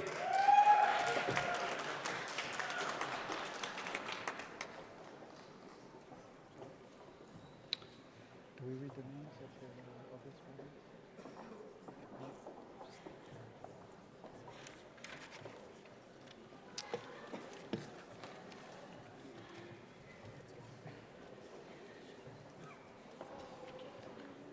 Mr. Chair, Madam President, this concludes the conferral of Bachelor of Arts, Bachelor of Science, Master of Arts degrees.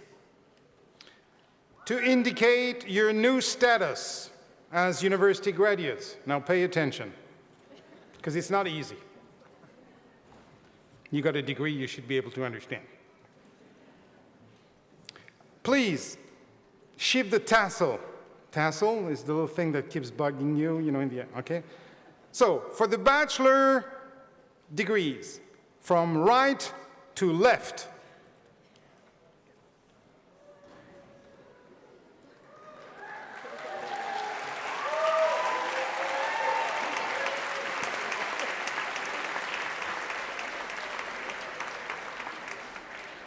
And for the masters now, it's funny, from left to right.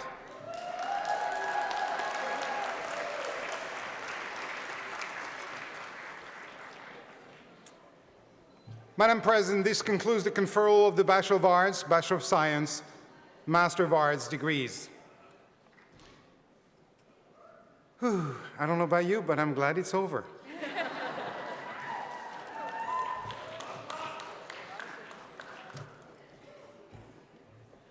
A few weeks back, the graduates were asked to choose one of them to represent them on this beautiful day. The following senior speaker was elected by her peers of the senior class. She is also a recent graduate in global communication with a minor in environmental science. There's still a lot of work to do in that field, I'm telling you. I now call on Quinn Williams.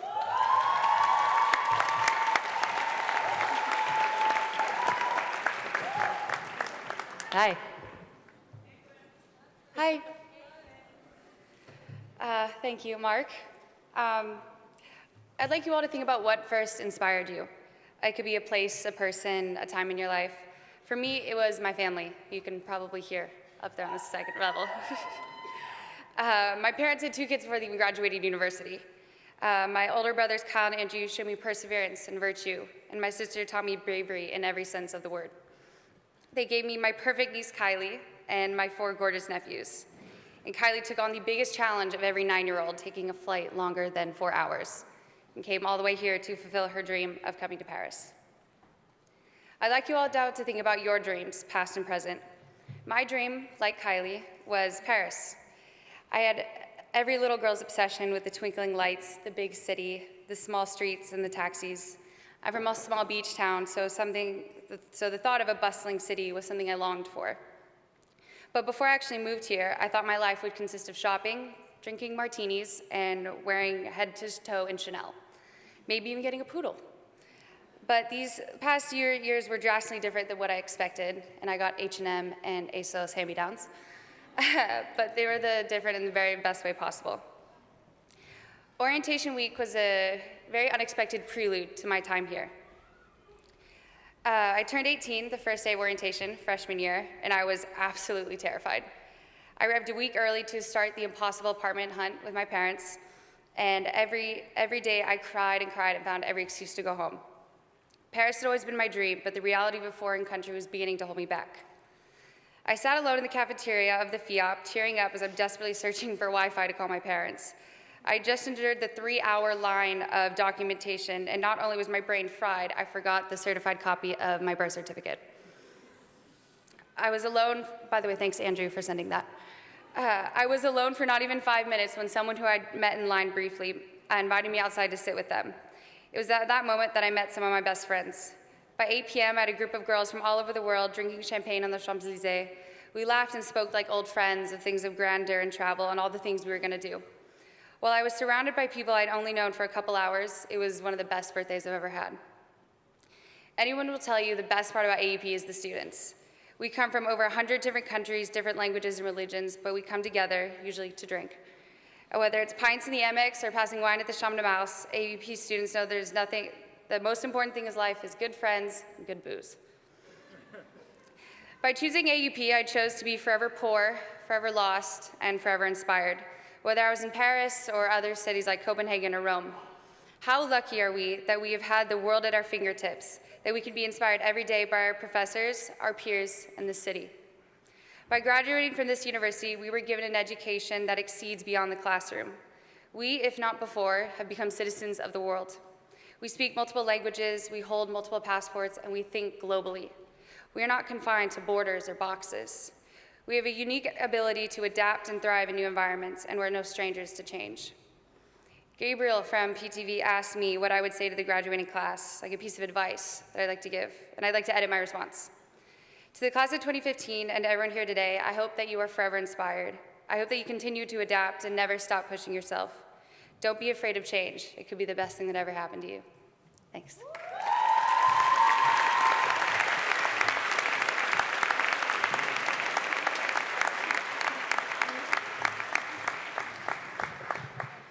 Thank you, Quinn.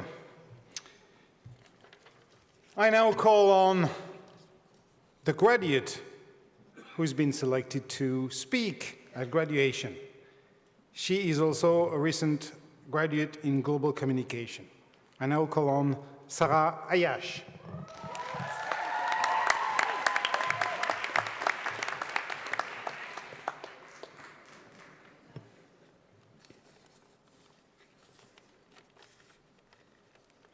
First and foremost, congratulations to the class of 2015. Welcome to all of the family and friends that are here today to celebrate with us. President Schenck, distinguished faculty, administration, and guests, thank you for making this day possible. There is a certain demand that follows when you discover your mission, a demand that fills you with a compelling drive to pursue it, and it is one that cannot be ignored. For many here today, it is this demand that influenced your decision to pursue a degree at AUP. Many of my fellow graduate students, myself included, have purposefully uprooted ourselves from our comfortable environments of family, spouses, friends, and careers to embark on our mission to make a global impact. Led to AUP by our curiosity for the world, we were expecting to push ourselves and our limits. We were expecting to be faced with uncomfortable situations that parallel adapting to different cultures. But what we might have expected least was to find a community of people who, although come from diverse backgrounds, resemble ourselves, sharing the same passions for experiencing cultures firsthand, learning languages, and a love for Comté cheese. Our group became fast friends, but seemed more like family. It is an extraordinary feeling to finally realize you are not on this mission alone, and we have embraced its challenges together. Whether it was applauding our friends for successfully completing a customer service call in French, or being supportive as we all participated in the favorite French pastime, paperwork. Over the last year, we have traveled multiple countries and continents together. Our dinner conversations have compared the politics and economics of global media, and instead of making weekend plans to watch movies, we were making plans to watch the sunset in Morocco or visit museums in Marseille. The notion of becoming a global citizen underpins our philosophy of life. You see, our graduates, when faced with the other, seek to bond over similarities and celebrate our differences, because the differences between cultures, ideas, and attitudes are what impart marvel and variety to life. By celebrating these differences, we overcome the fault lines that country borders and imagined communities create. For each of you here today, it is important that you leave with an understanding of just how much of an inspiration my fellow peers have been and continue to be. I am constantly challenged by their diversity and their perspectives. Through this AUP experience, we have all become citizens of the world, and the capabilities of this cosmopolitan group are limitless. From studying identity formation in a globalized world, to submitting projects to L'Oréal Paris, working with NGOs in India, Lebanon, and Syria, getting internships at LVMH, the OECD, UNESCO, communications and startup tech companies, to being published in Women's Wear Daily and covering high-profile fashion shows. Our class represents the global village. No matter which discipline we have studied here, in a globalized world, we are uniquely positioned to succeed because we understand the dynamics of working cross-culturally. Philosopher Frantz Fanon said, "Each generation must discover its mission, fulfill it or betray it in relative opacity." I know that set within the frame of a globalized world, our class has embraced this mission, and we are well on our way to fulfillment. As our time at AUP comes to a close, our camaraderie will continue, and our new missions will begin. Thank you for being my inspiration. It has been a pleasure to share this adventure with you.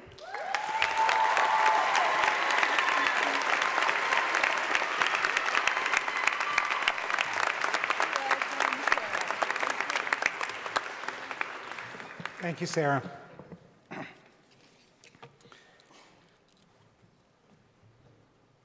It's now time to close this ceremony, which I hope you have enjoyed as much as I did. Although there's something missing, and I don't know if the class of 2015 is ready yet to go, because I'd heard of a tradition of, something like, can you do that? Well, then do it. Whoa.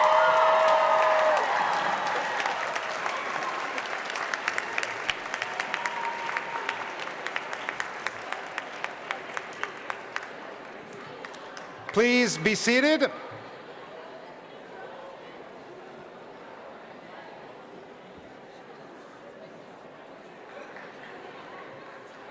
Please be seated.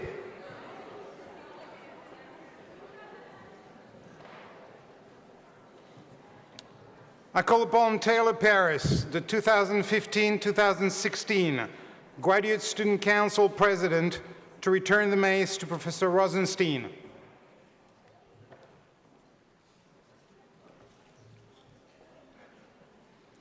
Now I would like to ask our Faculty Marshal, Professor Roy Rosenstein, to lead the recessional, beginning with the platform party, followed by the faculty. The graduates will be exiting along the aisle on their right. The tassel, the aisle. I ask our guests to remain seated until the end of the recessional, at which time we invite you to join a reception honoring our graduates in the lobby of the theater on 3 different levels. As you exit, and this includes the graduating students, please disperse to the left or the right so as not to block egress from the auditorium. Refreshments are located at both ends at the center of the lobby as well. If you move quickly away from the exit doors, everyone will be able to circulate in the lobby areas and enjoy the reception. We would also like your assistance in maintaining the ambiance of this lovely theater and not to leave glasses outside, anywhere outside of the building, okay? Finally, a word of thanks to the theater staff. Mesdames et messieurs du Châtelet, une fois encore un grand merci d'avoir contribué si efficacement à la réussite